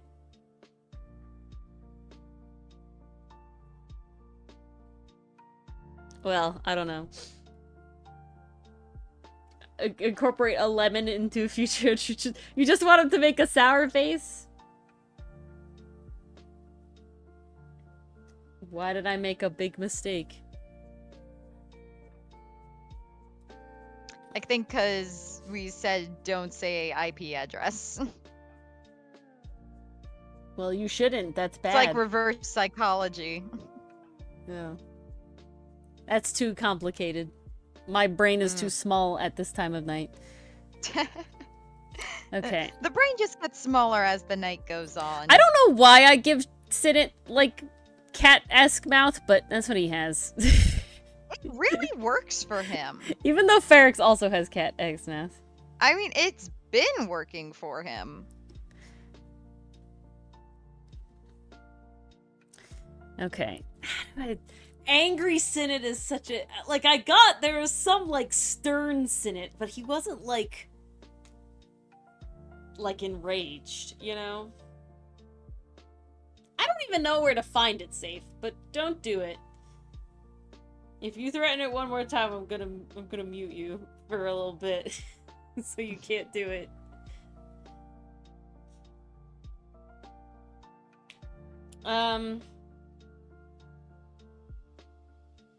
Enraged.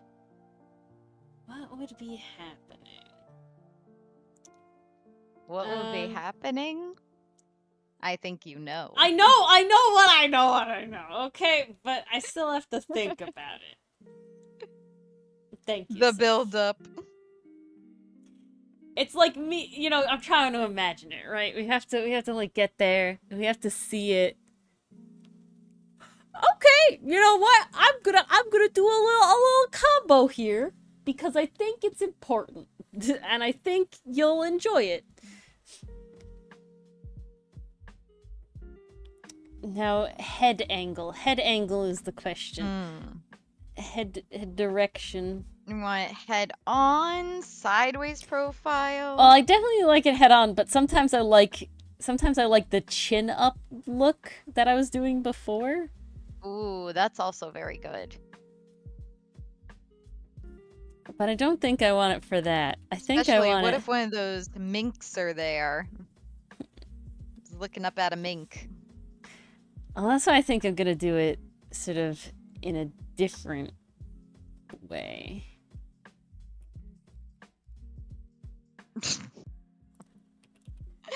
Oh, dichotomy. Right now, there's only one mink he's looking up to, though. That's true. Oh, there will be more. There will be more.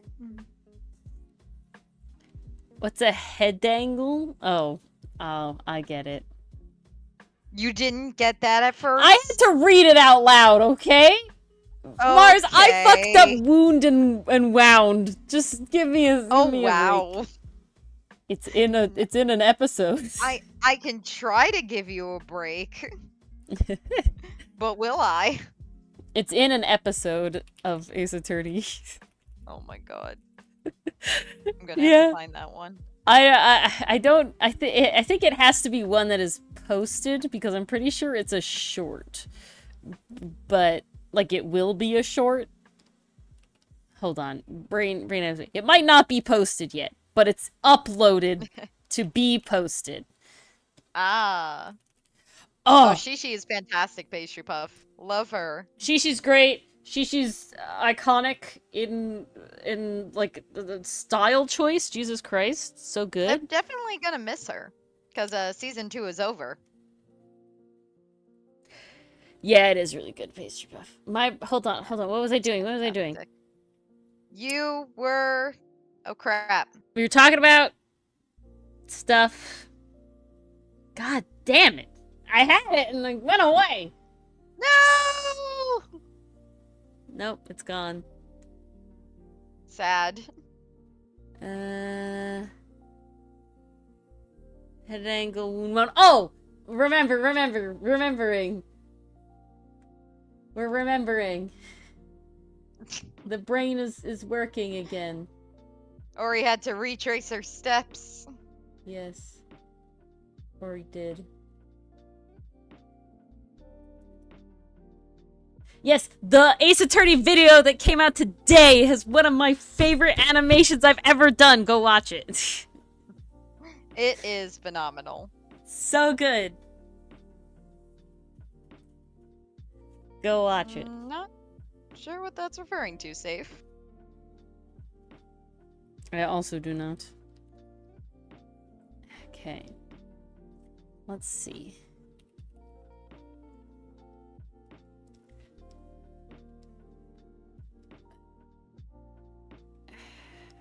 We gotta just really body shape it on these angles here.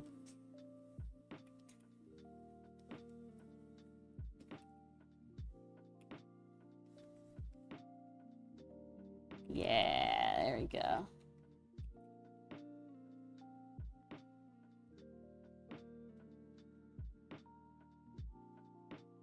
I don't think that was his IP address, but that's okay, Pastry Puff. An IP address is usually a string of just numbers, unless they're weird in Egypt for some reason. I definitely don't know enough about that. But no, I'm pretty sure all IP addresses are just a long string of numbers.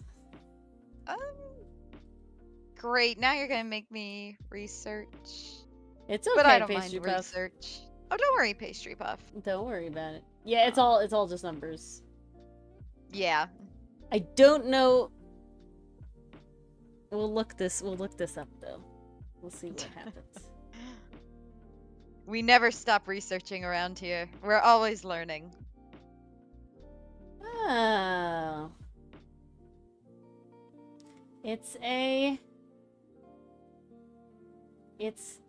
the limestone plateau in Giza, Egypt. Oh. There you go. I don't know what it has to do with a head angle. A head angle, Sure. though. Is it a statue with a head?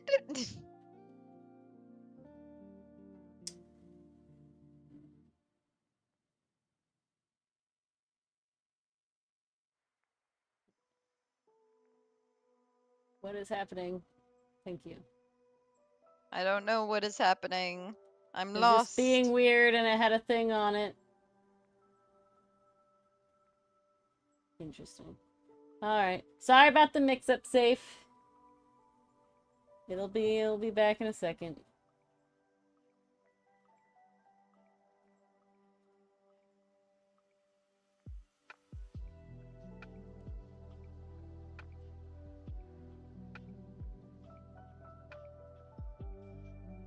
Yeah, they're just long.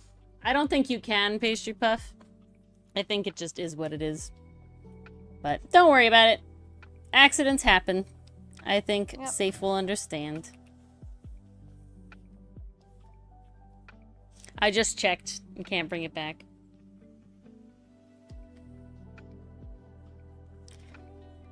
Alright. He's too beefy right now. I've made him too beefy. I mean, Cinet got muscles. You are Safe. Sorry about the mix-up. They aren't beef. He's lean. He's not Milano and Ferrex and Aster beefy.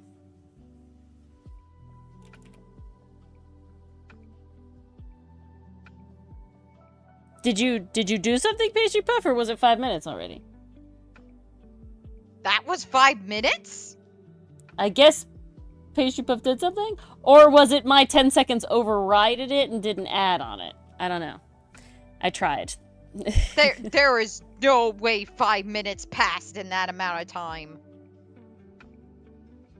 Okay. The only, if it wasn't 5 minutes, the only thing that I could think about is in an attempt to try and fix it, I changed it to 10 seconds, and I think it overrided it instead of accidentally doing it. So I think we're good. There we are. Thank you for not breaking my reality, because 5 minutes cannot be that short.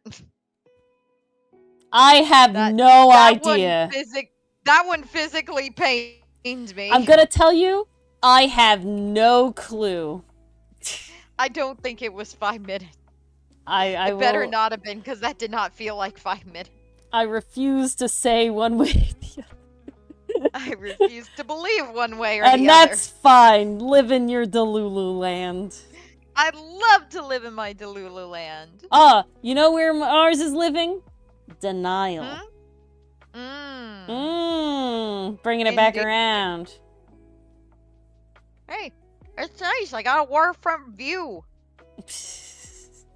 And, crocodiles. How dare you, Dichotomy? How dare you go do birthday shenanigans? This is illegal. This is unfair. But no, go have fun.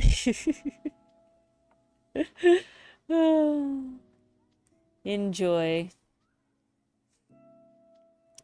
Are you old now? Is that what's happening? That might be. Where is my thing? I don't know how I'm feeling about this. Sadly, yes. No, you're not allowed to say that, Dichotomy. We're not that far behind. It's not a penguin. He's a shark. But right now I'm trying to figure out how I want this expression to look. So we draw the hair first, because that I know how to do. Sometimes. Honestly, Not right a now, big- no, I don't a actually. shark. The shark boy. Yes. And there's no lava girl, so.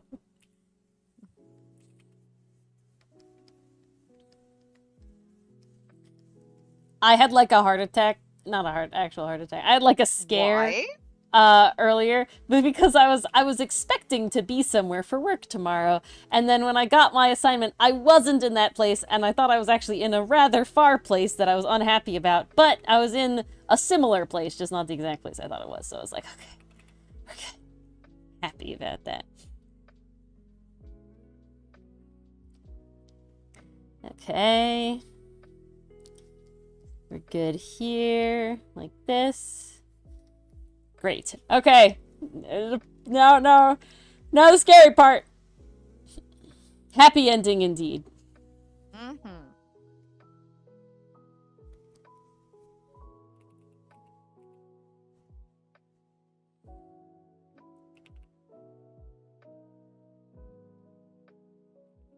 Okay. You know what? We're gonna do the tried and true Ori hack of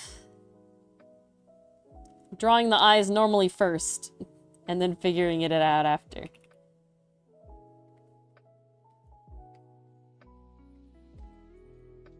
Because that's what makes it easy.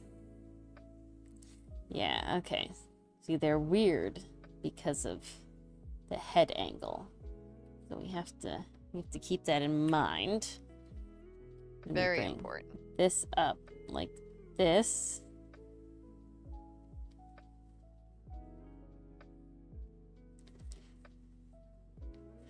Me not me making the faces or anything that I'm doing right now.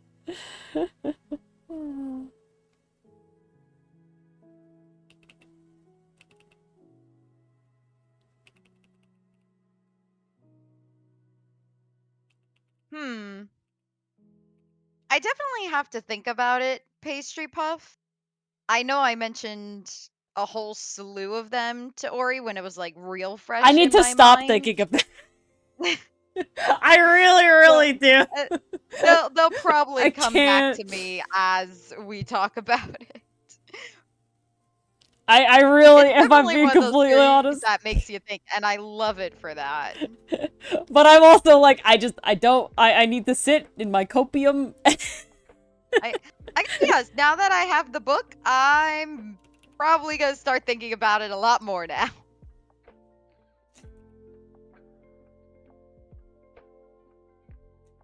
In my brain, just talking about it when you finished it, Pastry Puff, I'm already like having a bad not a bad time in like a bad way, but like a bad time in like the, oh no, I don't want to think. Not the boys. I need them. Oh.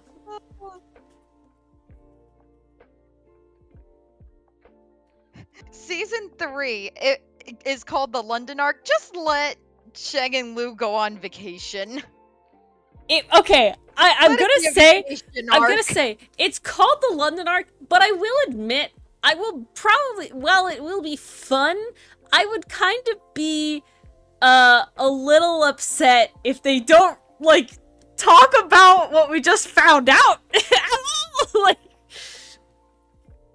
also, the one guy that we're introduced to is on like the promotional art for it, so like Yeah. I feel like it is just Plus, going into we have it. Blonde guy coming up too. Yeah, So internet fucking. There's a whole bunch we got to get through. So I think it has to lead right into it. I can't see them doing like weird shit. But I'll also say that if they are like just hanging out, I'm gonna be tense the whole time. I'm gonna be so tense the entire time, like. I'm not ready. No, I'm not ready. That's why I need to go back into my not thinking about it. Pastry Puff watching it pulled me out of my stasis of just ignoring. Maybe I'll just live in happy fanfic land. Lots of fluff.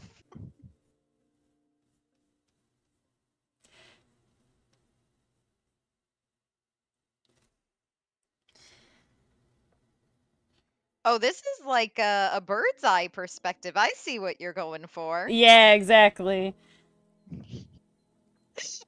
When I see a face without the teeth, I'm like, but Mom, I don't wanna. And then the teeth come in and you're like, oh, there it is. Yeah, then it's a little more, oh, you're serious, okay.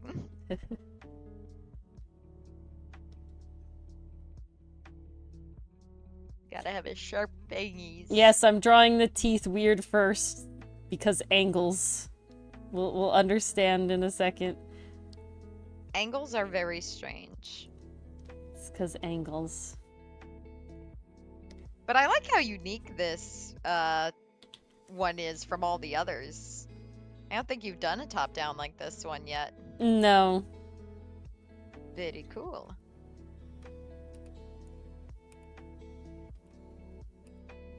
I want something. You want something, there we but go. what? I got it. We got there. He seems to be looking up and yelling at someone safe. He is infuriated. That is the goal. Oops. As indeed the goal. Apparently that someone is much taller than him. I'm thinking he's probably on the ground.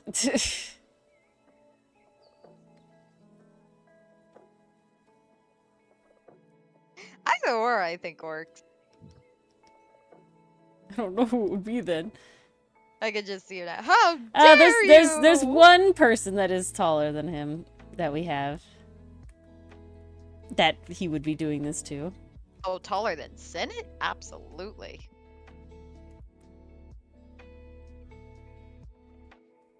Okay, I need these. Of all the characters to do a Naruto run safe, I feel like that would fall on either Ferrex or Milano. It gives hella Ferrex vibes. I think Ferrex would do it first, and then Milano would be like, yeah, I'll do that too. They definitely learn from each other. Oh, yeah. But to me, Ferrex is the one that, like, learns about anime first, and then introduces Milano to it. Oh, big time. Because to me, Ferrex Milano has always those feels like vibes. the jock that's like unexpectedly a nerd, and Ferrex is like the nerd that is also that became a jock because like that's cool too. You know what I'm saying? That it gives those vibes. It does make sense for their roots and where they start out. Yeah, so. exactly. Consistency. Consistency indeed.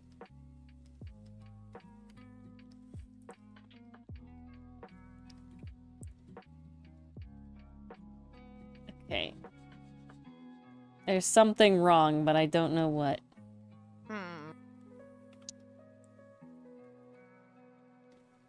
We'll finagle. Play around. Yes, the fit is so good. Ooh, it is. Honestly, all the designs in that show are phenomenal.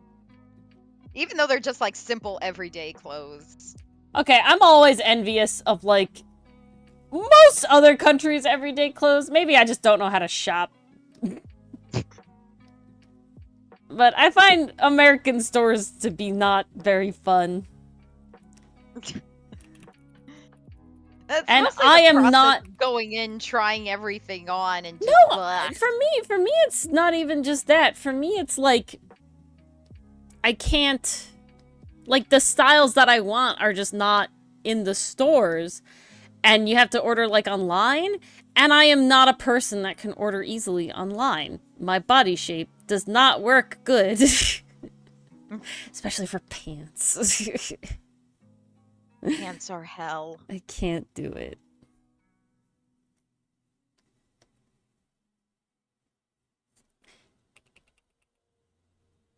Impressive safe.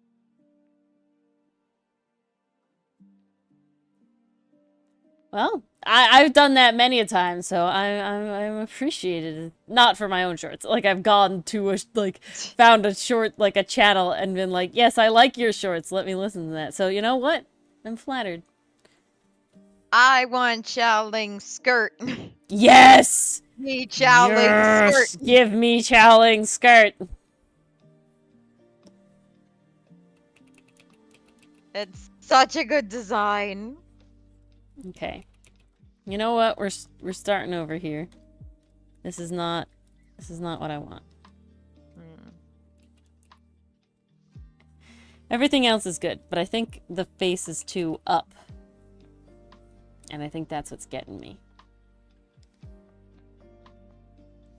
Yeah, more of like a gradual tilt. More of like we're looking at him straight on from our angle, but his neck is up. I think that's what's creating the disconnect. Yeah.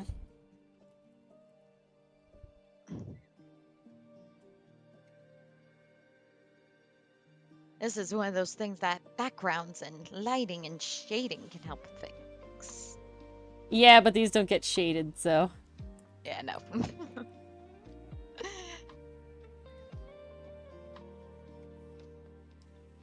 Okay, we're already improved here.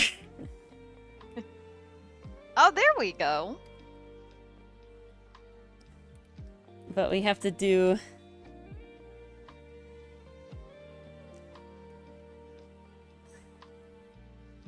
Fix that. The nice squinted eyes. Beautiful. God, I cannot decide if I'm hot or cold tonight. Vibe! It's because it's humid. It's horrible. It's like, I know I'm not cold, but I'm not warm either. Hold on. Oh. Ori's getting a visit. Yes, you can ask me a question. Guys, I need you to help settle a disagreement with me and my brother. Long story short, you're in the desert. Is this a Quatlu debate? And you come across a turtle on their back, unable to turn themselves over. They're overturned. But right as you approach them, you notice there's a sign sticking up from underneath the turtle. And it reads, "Do not flip this bastard over." And it's written in blood. The question is, do you flip the turtle over? Yes or no? And hey, Mason.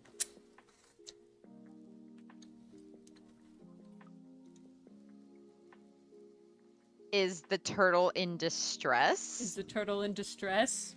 It looks like it's trying to flip itself over, moving its limbs, but it is unable to flip itself over. Pastry Puff's walking away. Nice.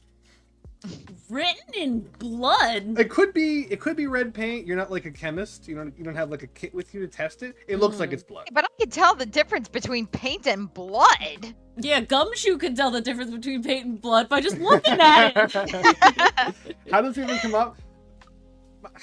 My brother and I got into a heated disagreement. This motherfucker is like, I would look at the facial expression of the turtle and intuit if he's evil or not. It's like, my brother in Christ, you can't tell the fucking morality of a turtle. We're talking about realistic turtle. I feel like most people are turtle racist. They can't tell the facial differences. I'd walk away. If it's written in blood, no. I'd rather not be the person to either unleash this turtle.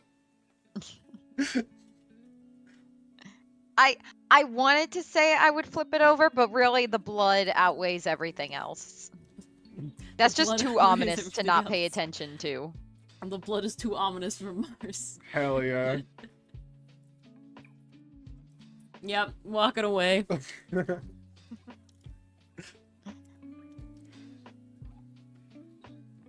Safe's throwing it out the window. But does throwing it out the window count as moving it and picking it up? Yeah, 50-50.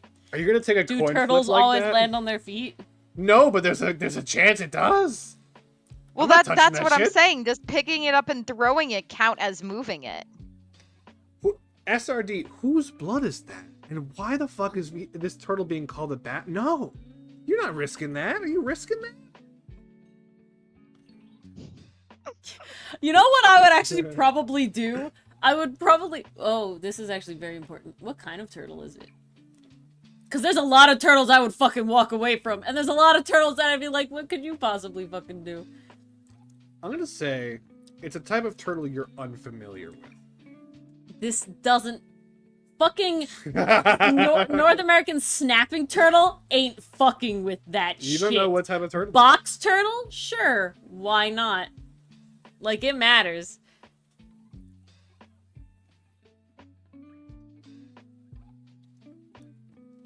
See, honestly, if this happened to me in real life, I would probably, like, go to, like, you know, be as close as I was to the turtle and probably say, like, can you explain this? Because if this is happening... Turtle can't talk! Dylan, if this is happening in real life, and there is a fucking sign in supposed blood under a turtle that says, don't turn this bastard over...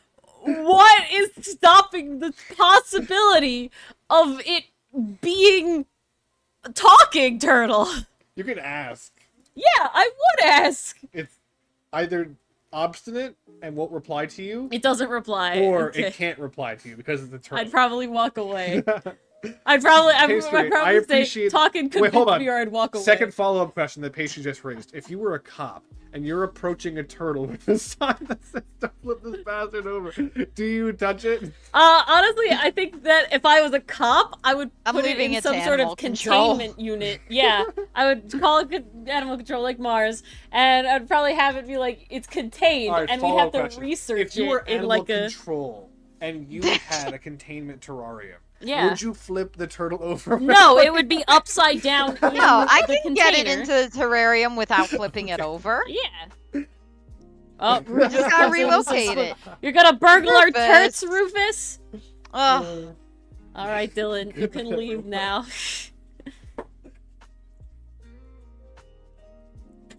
There was your daily dose of Dylan. Cameo. Yes, Mason, I have, and that's why it matters what kind of turtle it is.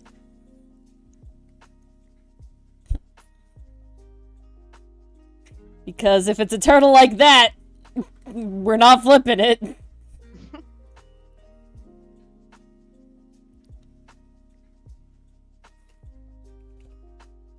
I definitely missed that episode, Mason, but I have watched Gumball. You missed that episode. Damn. Because I'm not watching them in order. I'm only watching them, like, as they appear I definitely on didn't TV. watch them in order, but I watched them enough where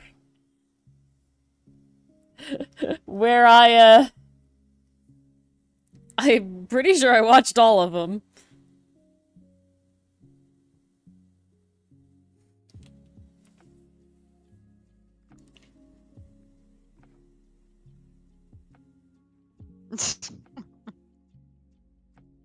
Yeah, exactly, Safe. That turtle would kill us all. I'm gonna have to watch this turtle episode. I think there's actually 2 turtle episodes because I feel like I remember there's a part 2 where he comes back. Oh, I feel like I recall that happening.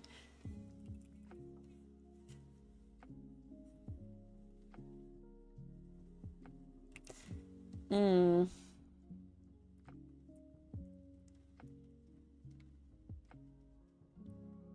You're flipping the turtle! Why? But what if it's not chill? What if it pulls a knife Yeah, out of its what is the shell? blood doing? Yeah, that snail that's trying to kill a person by touching them. Exactly, Pastry Puff. Who knows? I don't want that on my hands.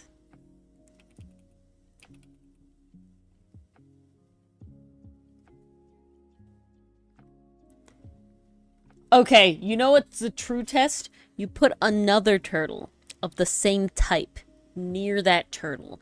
Now, we have a lot of evidence that turtles will flip each other over. They will right each other. They will help. If that turtle that I have placed walks away, we ain't fucking with it. We ain't fucking with it. Real turtles are actually not that slow, I gotta tell you. I gotta tell you, Surdy. Real turtles are actually not that fucking slow. They could book it. They can book it when they want to. which is honestly hilarious. Like watching turtle zoomy video. They fucking like when scurry. turtles have the zoomies. They can sprint. It's honestly one of the funniest They're things. faster than you think.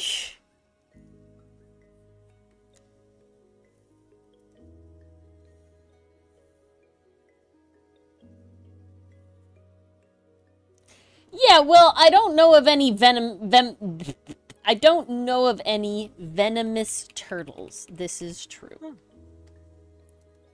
I've not met a venomous And turtle. snakes are definitely, like, super duper fast. Did you know spitting snakes evolved against humans specifically? At least I believe it. We have significant reason to believe that that is the case because of the height and angle that they spit at. Is like, what is up there? Our eyes! Well then. Yeah, that definitely checks out.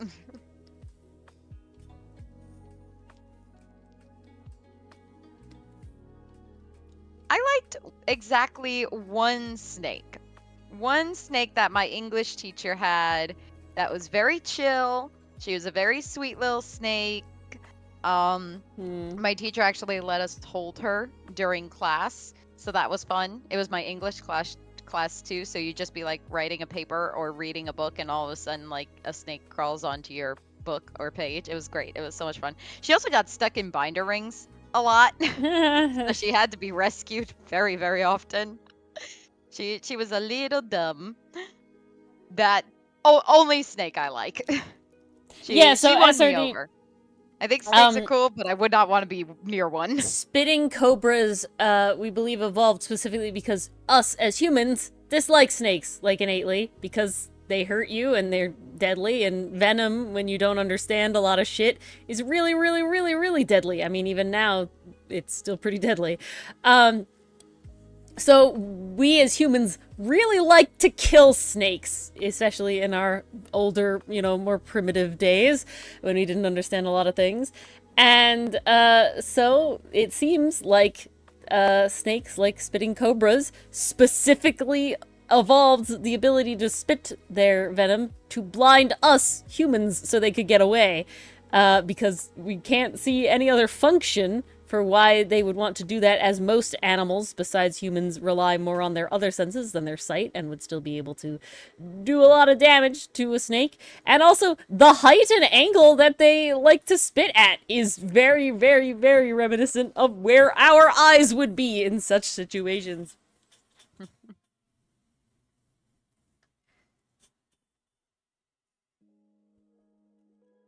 It does make a lot of sense when you think about it that way.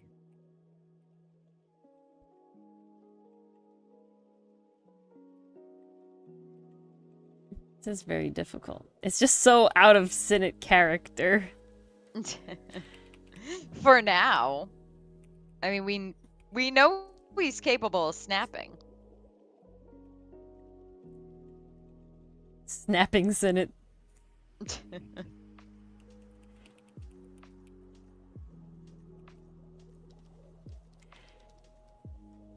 Little snapping Cinet. I think we had a turtle collar design, didn't we? We definitely talked about it. I don't think we actually got there. Oh, man. The shell is the hard thing. I'd have to really, like, parse out. Figure out how it works. Along with the clothing and everything. Exactly. Ooh, guys, Ori and I were talking. We might get some outfit upgrades for port. At least some of them. I was actually working on one of them today in my sketchbook, but then I had such a hectic, busy day. Ah! Yeah. Today was just a day for hectic days at work. Like, my schedule was packed. I had to see so many people today. Crazy. Yeah. Dylan wished me an exciting day, and it certainly was a lot. It's like, never wish me an exciting day ever again. I don't know. This still isn't it. I'm sorry, Cinet. You're really fighting me here. Is it also because like we can't see the neck as well? Like, I is don't that think throwing you a bit? that's it. It's really just the face. I don't think I actually like the pose a lot. I feel like it's just not. I like in my head I want something very specific, but I think I'm trying to push it too far in the angry, and maybe that's the problem that I'm having. Okay. What if he were just glaring at the person? Like, what if he just had that fuck you look on his face? I think what I really want is like, might... basically Cinet would be the embodiment of say goodbye to your kneecaps, asshole. I think I've deviated in a certain way, but here, we're gonna see what this does. But I'm going to push it more in my original idea and see what happens. Oh, while you do that, I'm gonna grab a snack real quick because I'm hungry. And I will be back in 2 minutes. You guys gonna time Mars? That could help, Pastry Puff. The reason that I really do want the mouth open, though, is because I do want it for reference.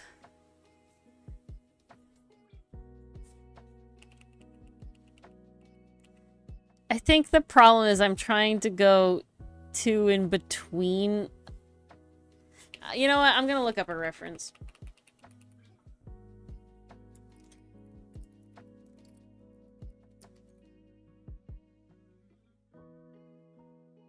I feel like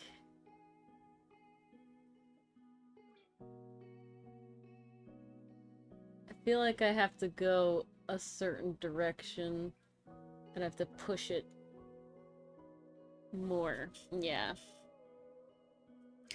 Mars is a mind reader? Why is Mars you're getting a snack?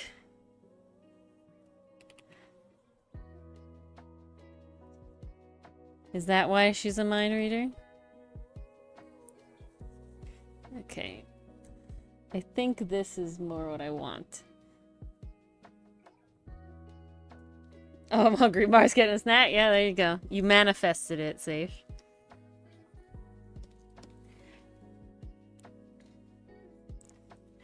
Okay.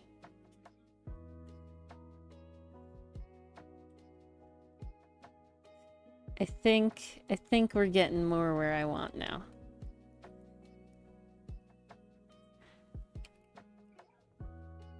And I think I just need a little more pinchy here. Oh, I believe you, Safe. I believe you. Oh, I believe you. I'm just trying to make this face. You ever... So, this is definitely a thing. Obviously, it doesn't, like, fix anything. But definitely, like, making faces and trying to do it authentically will make you feel a certain way. So, definitely every time I make this face, I'm, like, feeling the way that I want to feel. That I want Cinet to feel. That way. I just want to make the face.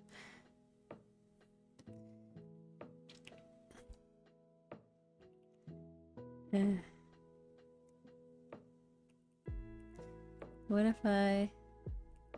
Okay, I'm do back. one more here? Ooh, okay. Get lots of scrunchies here. Ooh. Oh, I like the scrunch. And then, you know what? We're gonna give more cry.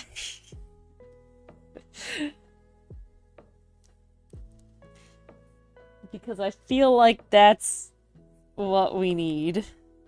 Wait, hold on. Safe, when did I become a mind reader? What did I do? Apparently, Safe thought, oh, I'm hungry, and you went, I'm gonna get a snack.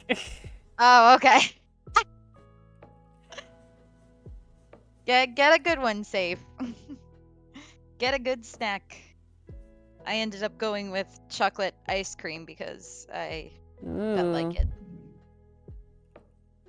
I've been slowly eating my chocolate bar.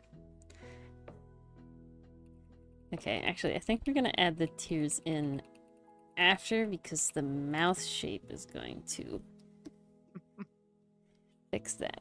Yeah, I love that we can never have just angry. There also no, has to be tears. Cinet's an angry crier, and there's no, you can't.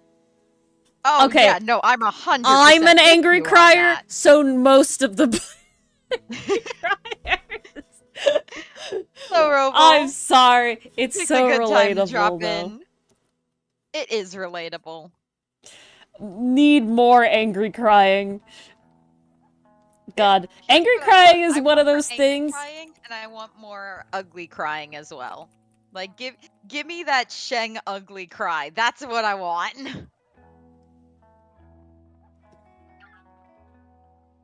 I mean, it could be hangry. Not hangry crying. Hangry.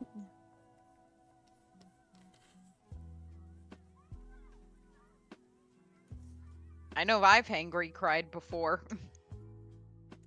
Only in very certain circumstances. Yeah, angry crying is one of those things that I feel like is not shown enough, but happens to more people than you think. And it's kind of like done in a way where it's like, I'm not trying to manipulate you, but I can't stop it. I'm sorry. Goes for the pretty cry, and it's like, okay, yes, good, but there's other varieties of a good cry. Oh, good night, Mason. Good night, Mason. Like, there are so many other ways to cry. We don't just need the pretty cry. There's so many options.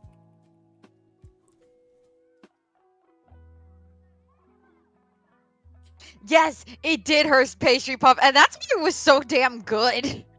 Oh, yeah. Like, specifically the two moments, the one where he's in the jail cell. That would hurt me the most. And the other one where he's about to enter Lou's hospital room.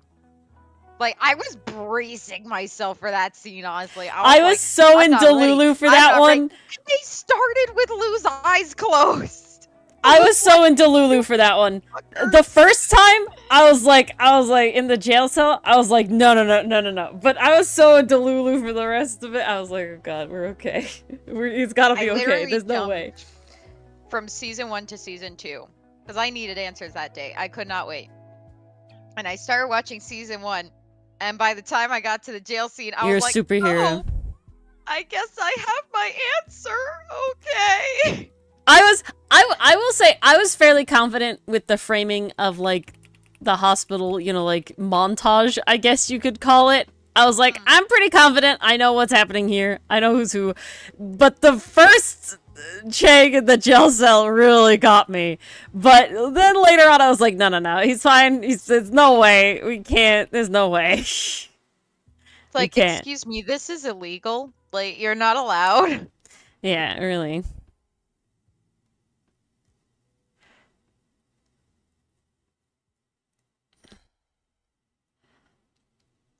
Way he freezes mid-cry, though. That is done really well. I was hysterical, both for being upset and just laughing my ass off at that moment. That was such good comedic timing.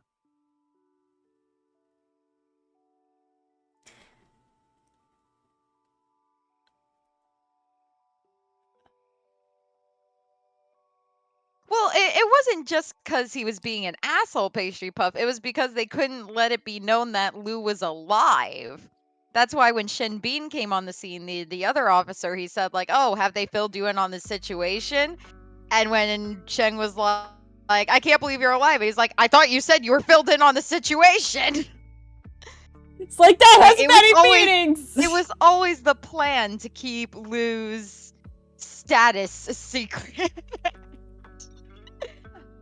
I mean, really good load of, you know, load of good that did, but, you know. Yeah. I mean, they're all alive, at least. Okay, we're done talking about...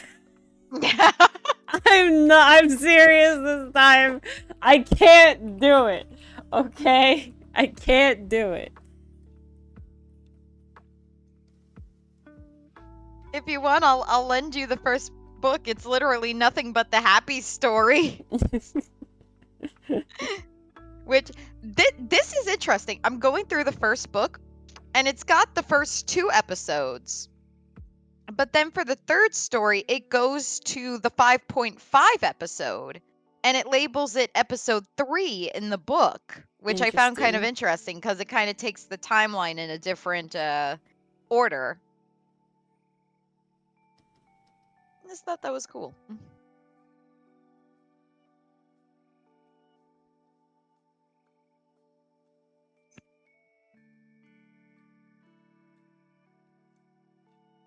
Okay.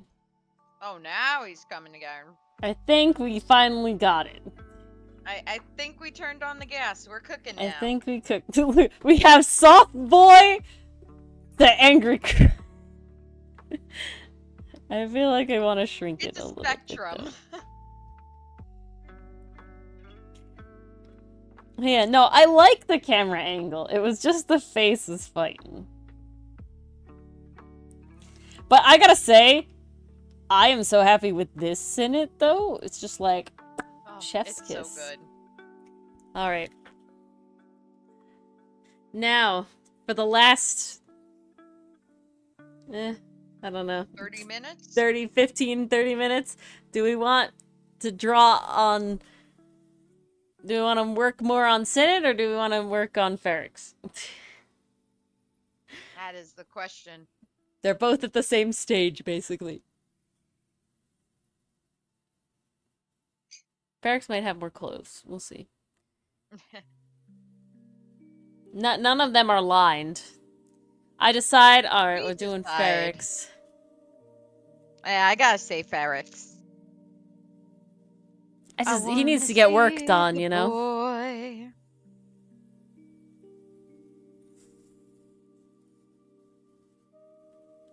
He needs to get work done. See, he's how you left him. He's exactly how we left him because Ori had... He's gotta be lined, he's gotta be colored. Oh, there's a lot more sketching that goes involved first, actually.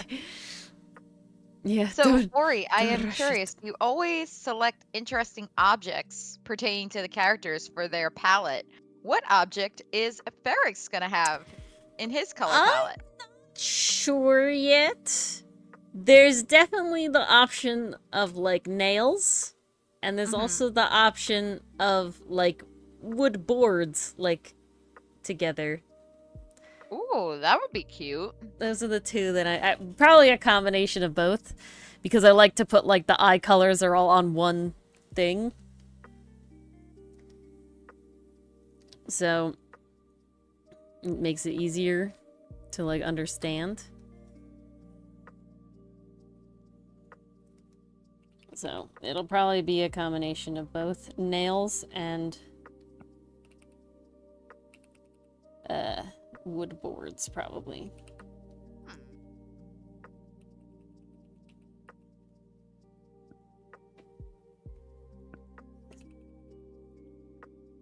Cinet will be tough. Safe 100%. That is the way to do it.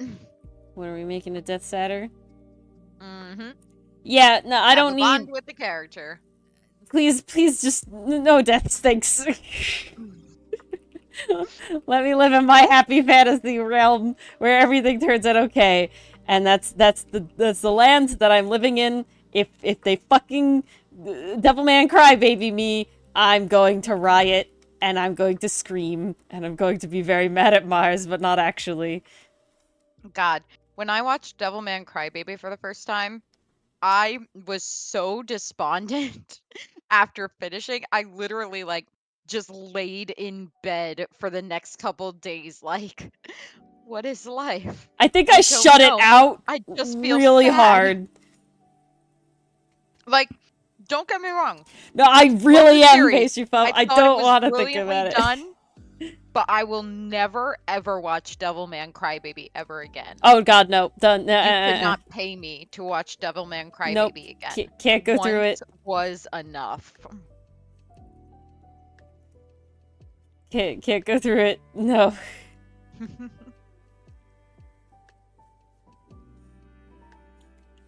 Turn on Big Top levels up tonight. It's not that I don't... Okay, pastry puff. It's not that I don't want to think about the whole thing. It's that I don't think that I can cope with one of the options of how like it gets resolved, you know? And I'm very, very hopeful, and I don't think 100% delusional, you know, I joke about it, but I think that there is a high likelihood, otherwise I wouldn't be watching the show. If I wasn't so easily optimistic about the outcome of what we learned at the end of season 3, I think that will be okay, and thus I'm okay with it. But I have dipped out of shows that end in a negative way. And I'm definitely like, if it pulls sort of a 360 on me, it does it. I'm not, it'll be rough for me. But thinking about it and theorizing it in any way that... You're in good company. Yeah. In any way that isn't a happy ending, an ending that I want to see, I will be very destroyed. Because at least all the other sort of like I guess in a way Trigun Stampede ends kind of sad, but there's hope, because least I know Vash is alive. Exactly, we know he's alive. I know Wolfwood is alive. I know Wolfwood's gonna find alive. him. You know, like I know like everyone's okay. around. I've told you how I think they're gonna avoid a and I'm being delusional. No, I don't think it's that delusional. I will admit, I will be very surprised if they don't do it in like a happy way, in the sense of that the unhappy way would end the show, right? And I don't feel like it's have no more story. It doesn't feel like having these new characters, right, and only having 8-episode season, to me doesn't feel like this is the end of a show.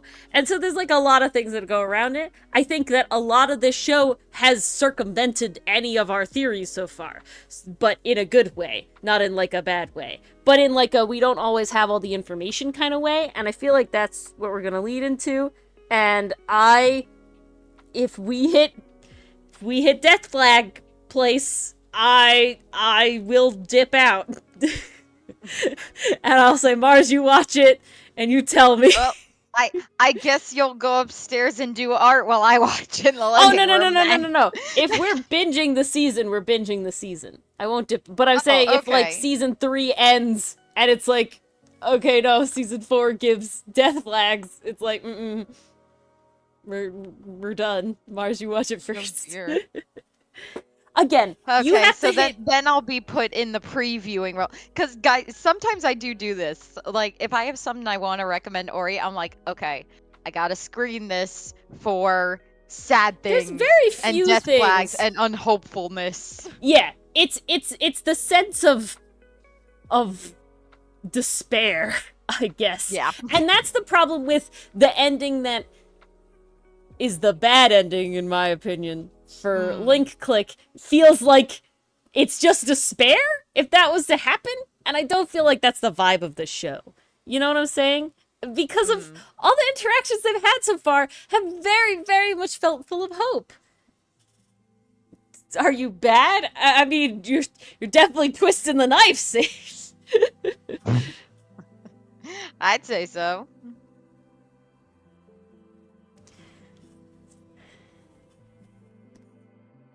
But it is definitely like, so far the only one I've totally, like, dipped out on specifically because of Death Flags has been, Edge Runner. I think it's just Edge Runner. Yeah. I nearly said Cyberpunk. Oh, and it's Cyberpunk Edge Runner, it's the so... same thing, right? Yeah, Cyberpunk Edge Runner is the whole title of the show. So that's the only one that I've, like, specifically dipped out on, and my gut was very right. Devilman Crybaby blindsided me, because it's meant to. And, like, fuck? Because that one had hope all the way to the end. I did not know it was gonna go so south so quickly. Yeah. That Well, one caught me it off guard. blindsides And that you. was back when I was still in undergrad, so I was still very new to anime. I was very new to anime at that point. Yep. But it blindsides you. But it's meant to blindside you, right? Because the whole point is that the main character is hopeful and trying his best. And so I'm like right there with him, and then it's like and I'm like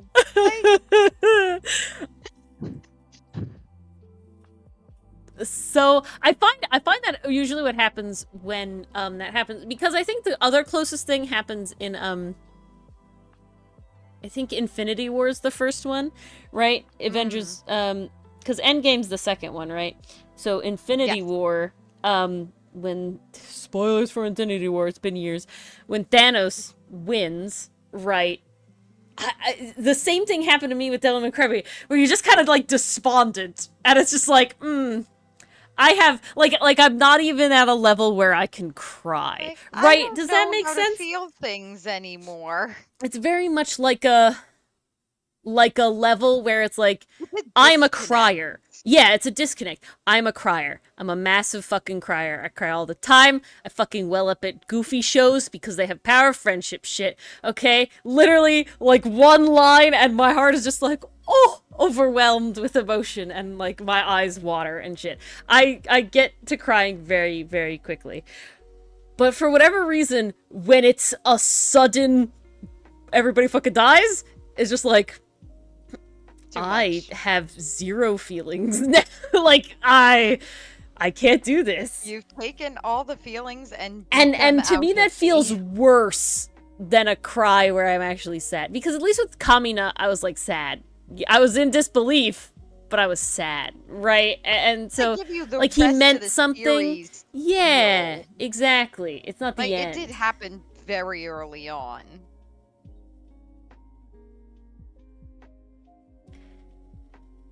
Yep.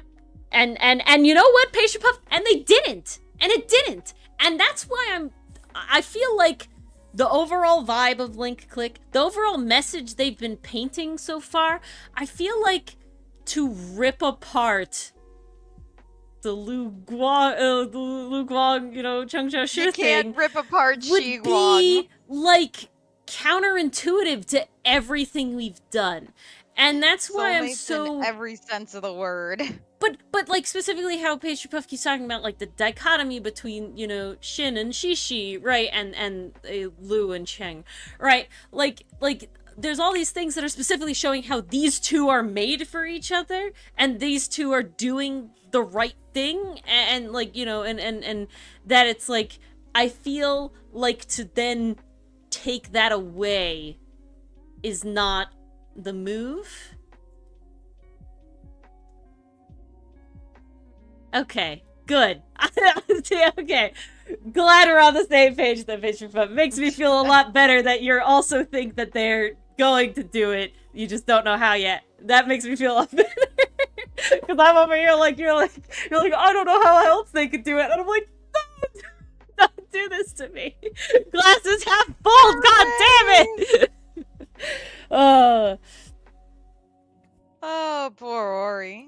Literally.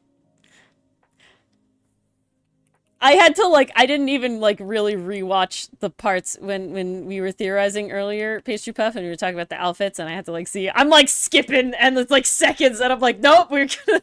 Yep, I saw what I needed to see. Moving on. I can't do it. The music, the fucking music, I'm dying. I can't do it, man. I can't do it, man. Oh, no. I keep ignoring. I have no more Mashley.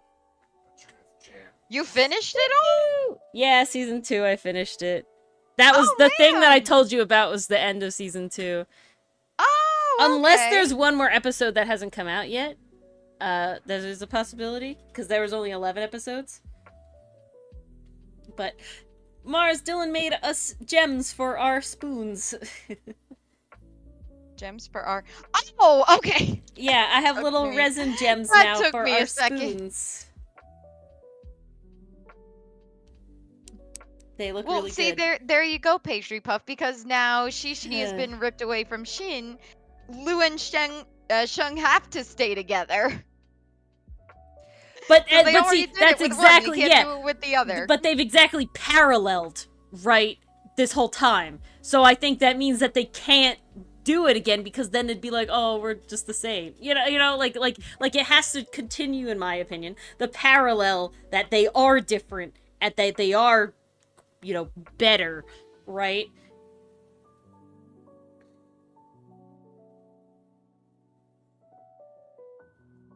Yes, Mars and I are making fun Free Run Fern cosplays, and Dylan made me 2 little resin gems that we have to paint and Nice. attach to our spoons.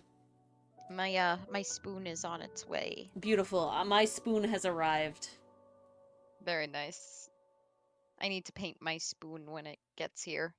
I think I'm gonna have to get, like, Fimo clay to make the metal bits. Mm-hmm. And then, like, I'm gonna do purple ribbon. Because that's what it is. That's gonna be Hers really is like a pretty. purple ribbon thing. So, and then I won't be coming to our hometown this coming weekend because my parents are out of town. But I will the next weekend. So I can give you your gem then. Oh, very nice. Yeah, you have to paint it, but just acrylic paints works well. It's a new month. Maybe we could do an anime day that day too. It is true. We could see. I wish I could say this weekend because my parents are out of town, but I'm really behind. No. It's too much. I got shit to do this weekend.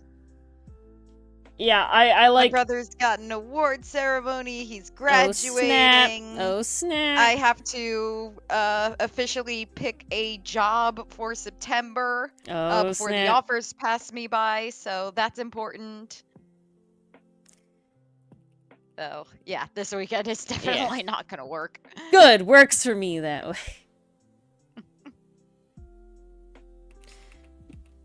Because, I'm like... I don't know how I got behind, but I got behind.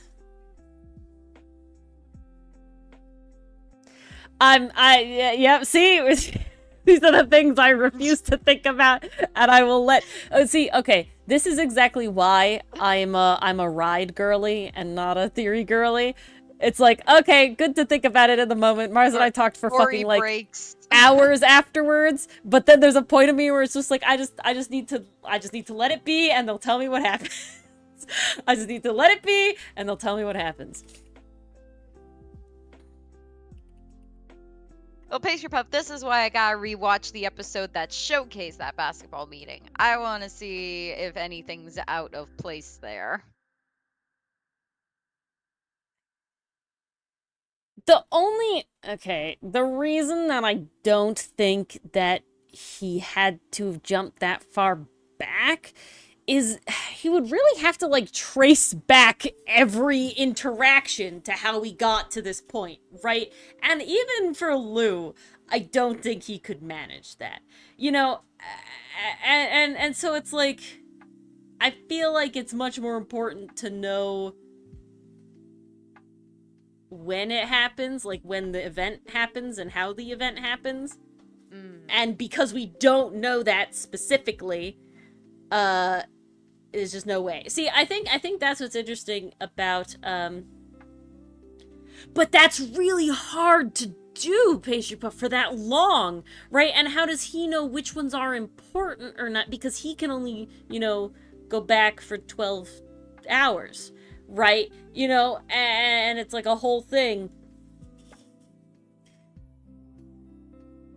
So I feel like going back further would be worse in a way,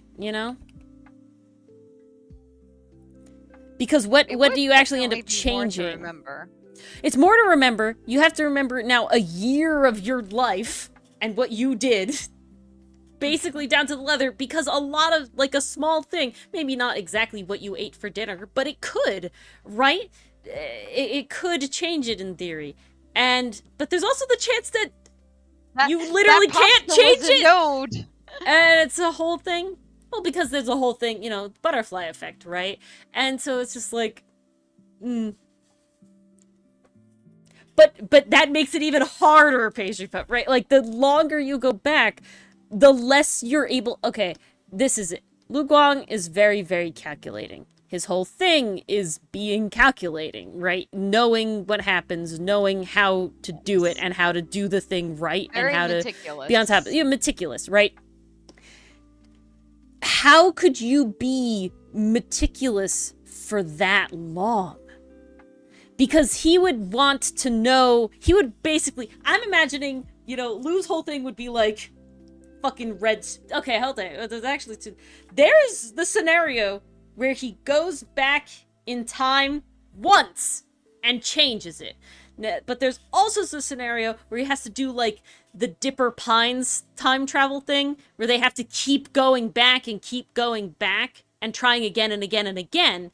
And if that's what had to happen, where he had to keep trying, then he'd have to have, like, a red string board, because that's what Lu would do. He'd have to have, like, a red string board of all this sort of stuff to being like, no, I changed this and that didn't fix it. No, I changed this and that didn't fix it. Whatever, right? But I think that that's not what could have happened. He had to have gone back once and changed it. Because while he was being a traumatic boy in the glasses, you know, when glasses got Cheng, right? It didn't feel like it was, like, reliving the same moment 100 of times kind of trauma, and more the, like, I had this real bad trauma this one time. You know what I'm saying? So to me, it's just the one time. And that's why, you know what, even though they're in different clothes, I'm still gonna hold to that's where it was supposed to happen. Because what if what Lu changed made the clothes things happen, right? There's no reason that the relatively similar scenario. The reason that whole switch needed to happen was because it was Sheng in Lu's body. Right? Yeah, which he went back and changed. Right? Yeah. So, to me, there's a high possibility that that is still the place where it's supposed to happen, but it was just changed enough by Lu this time where they ended up in the costumes, which are honestly a mood, and that whole fucking scene is like, oh my god, yes, but It's like, under better exactly, circumstances, Pastry Puff. please. Which is the one time that we see that Lu is making that decision, right? The other time we see Chang do it, and that's like his idea, but this time we see Lu do it, and it definitely feels like he had prior knowledge. So I feel like it has to be in the underground. That's where it's supposed to happen. And we're already in the changed timeline. And that's the solid scenario Ori's got here, okay?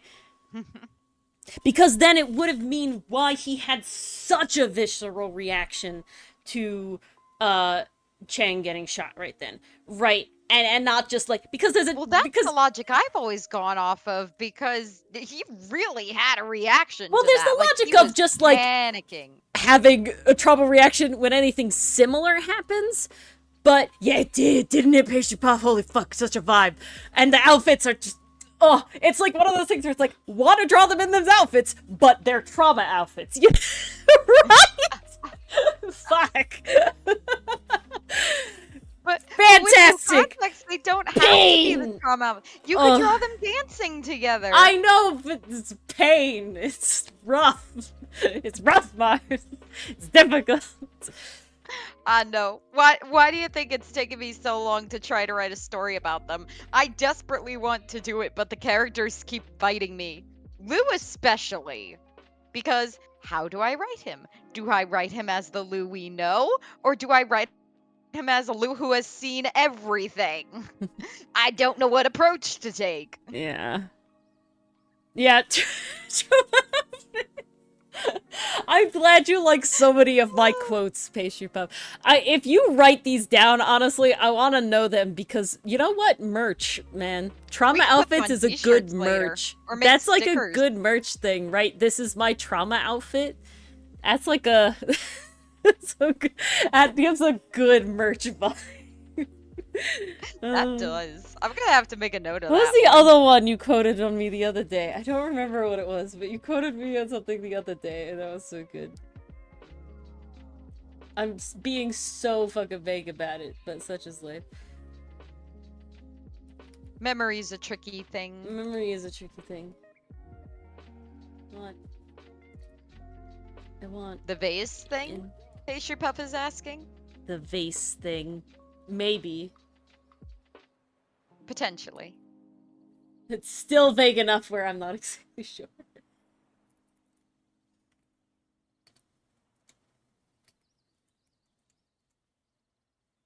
I mean, I still think vase-sexual on a sticker would be amazing. Oh, that? No. I don't. That's not what I was thinking of. I don't think it was that. I just think it'd be funny.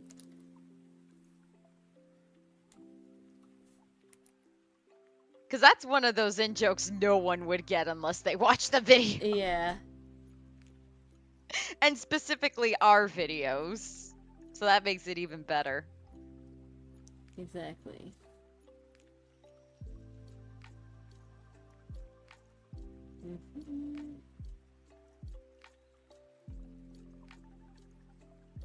No, it was a quote that I'll probably never find again.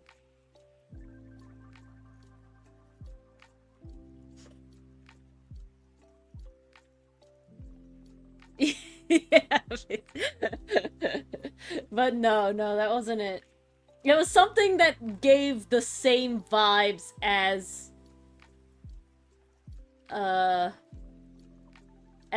this is my trauma outfit, right? Like, it's in the same vein of, like, words that I've said. But I don't know.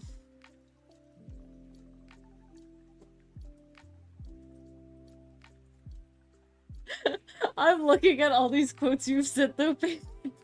They're so funny. Oh, I gotta start saving them. I gotta find them all and save them somewhere. New channel. Beautiful.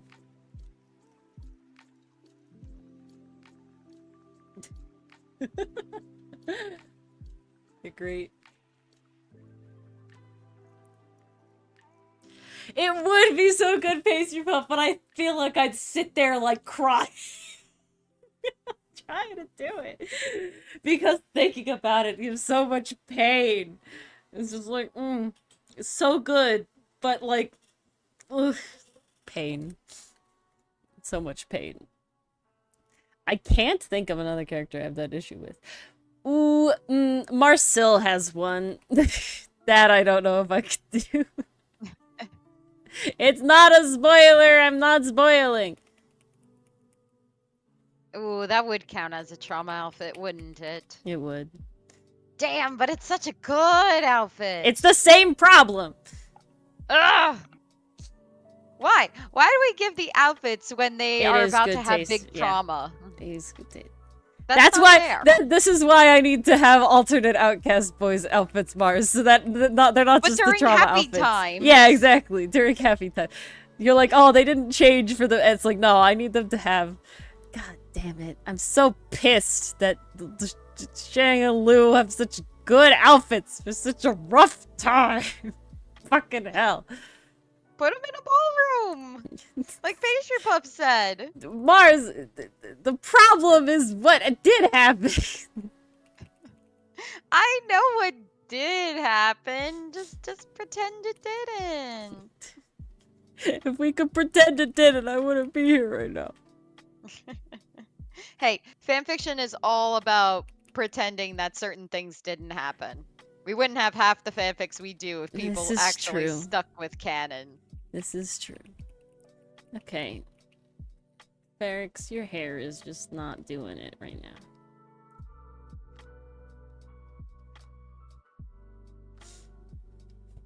I don't know why. There we go. Better. Thank you, Liquify Tool, for your services. Alrighty.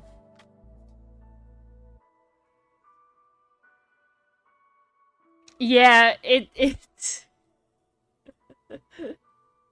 again, it's great, but pain. Honestly, so much of Link Click is it's great, but pain.